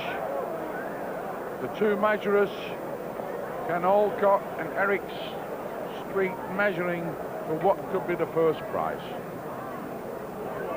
The only one, he's right, Mercer. He's right. The game's not over yet. Mercer blowing there. Brilliant piece of judgment there from Mercer.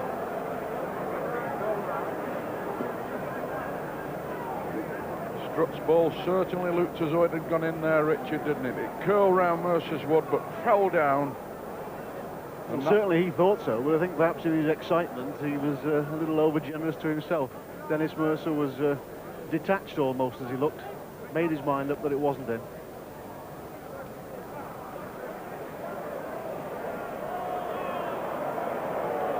Oh, not slipped up as he hit the jack, played 1. This has been a terrific match. These players have had to work very, very hard for the chalks they've had.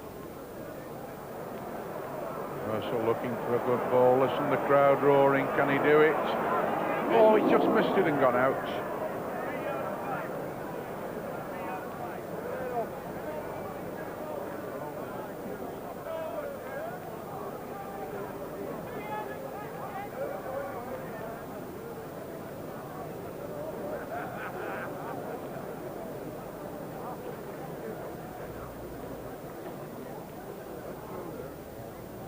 Strutt here doing everything right now, leading a good wood. Mercer just going through. Strutt thinking he's going to get the Waterloo title and the £2,000 that goes with it. And Mercer now, all sorts of problems for Mercer. It's got to be far enough. Got to count this end, or the title goes to K Strutt from Diggle near Oldham. Card nailer by trade, and it looks as though he may have nailed Mercer's. Watch Strutt, watch him, watch him. He's played and won, Mercer. What a great man. Balls. You think staring him in the face.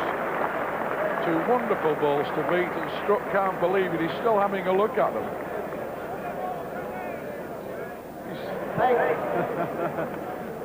He's having Mercer quite emphatic. Now it's K Strutt's turn. The crowd really bubbling away now because they're waiting for the measures to come. There's no doubt really, Harry. I think Dennis Mercer has got one. The game's going to go on, isn't it? Surely. They're measuring the ball belonging to K Strutt first. Now they're coming onto the Mercer wood. Yes, no doubt. One to Mercer, only just. Very close. And there it is. Dennis Mercer, 18. K Strutt, 20. Dennis Mercer, he's got the jack. An absolutely sensational end to this Waterloo handicap this year. Well, they just can't get this game over. Strutt has done things, you know, that would normally win any championship, but this man Mercer, again, keeps digging balls out of the magic box. He's just pulled one out there that was a super wood.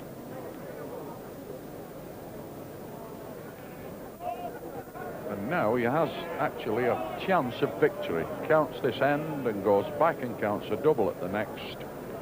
Strutt will be left with the runner-up spot after looking the winner.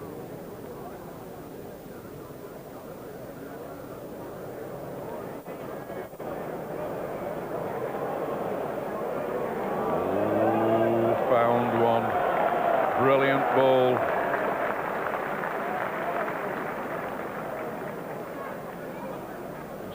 Strutt, quite implacable, playing some terrific stuff now. Can he peg and run? Looks to be too far. Round the back.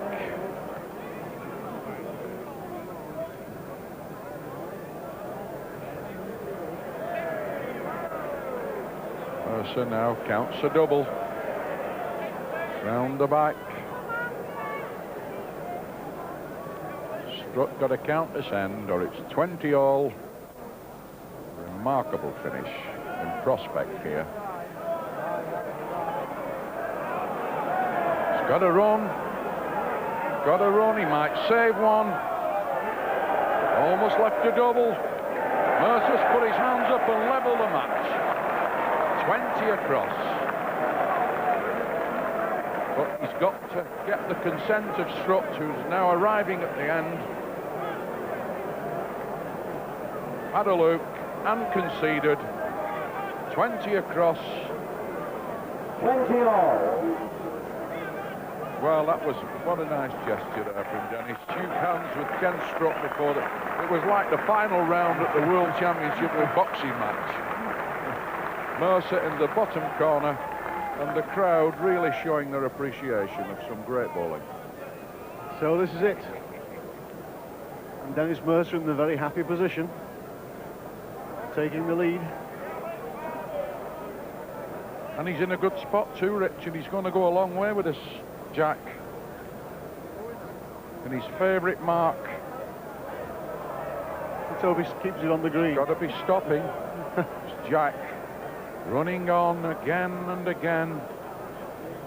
Yes. Mercer really needs a good lead on this mark. It's a great searing 68, 70 yards.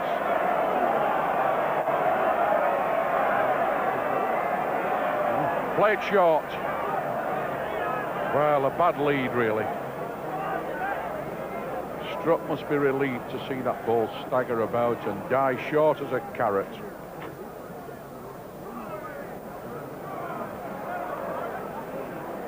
Strutt to get after this ball. He sent it on, but he's got to run down the hill and urged on there by a lady supporter. He's finished 4 foot short. Mercer down after it. Look at Strutt watching this ball like a cat watching a mouse. Got to miss his own ball to win. He's won off it. Oh, he's plunged. Oh, Mercer had a remarkable piece of luck there. He's thanking the Almighty. He should do. Strutt. Mercer. Strutt walking back. Can't believe that. A cruel rub there. Cast off the table leg and onto the jack. Oh. Get off that green, please. Mercer daren't face it. Looking away. Now here's Strutt. What a lonely spot there on the mat. He's got a footwood to beat. Can't afford. He struck. He struck at the end. He's gone out, weighed in. Mercer's won the Waterloo after a magnificent final with Ken Strutt, 21-20. Brilliant performance from Mercer. Out of this game 3 and 4 times, and then back in. Everybody wants to congratulate this man. Truly great player, and taking part in a wonderful final.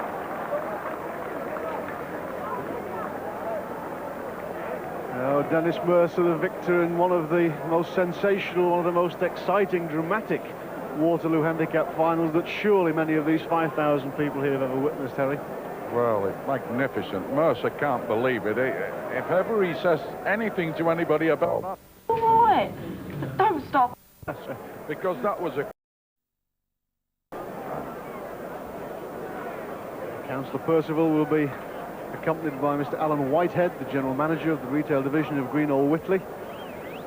For this presentation, they are standing there in a group at the moment for the photographers, anxious, of course, to record a momentous occasion in the history of the Waterloo competition. David Royston, please.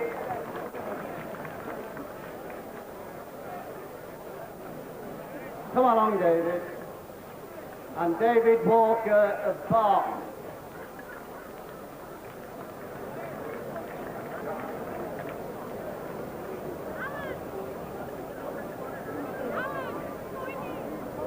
It's Jack Lee, the competition organiser, with the microphone.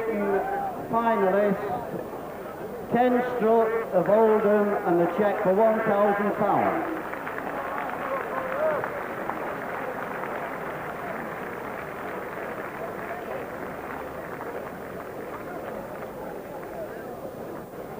Waiting for Ken Strutt, the one runner-up. Where is he? Got lost in the crowd. Everybody wants to talk about it with him.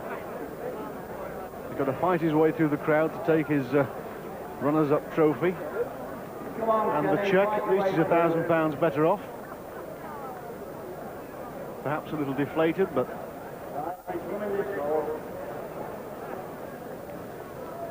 There he is, the man who at one stage actually thought he'd won the Waterloo.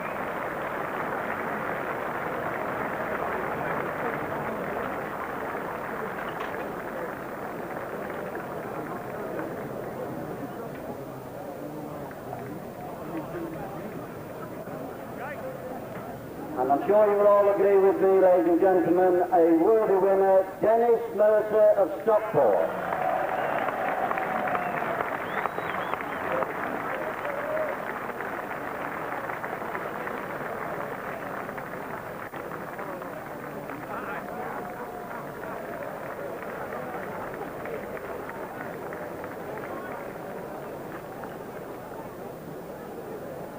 Dennis Mercer, the man who's looked grim for most of the afternoon, smiles in complete satisfaction now. Really belying the kind of competition that he's just been involved in. I can't imagine that he'd want to be competing in too many like that. The champion worthy to rank alongside the great names: Bernard Kelly, Noel Burrows, Arthur Murray, Brian Duncan, Vernon Lee, now Dennis Mercer. But you've really got to feel some sympathy for the runner-up, for Ken Strutt. There he is, looks almost in tears, but I'm sure he's not. As we said, the man who actually thought he'd won it, but there's the man who did. Marvellous performance.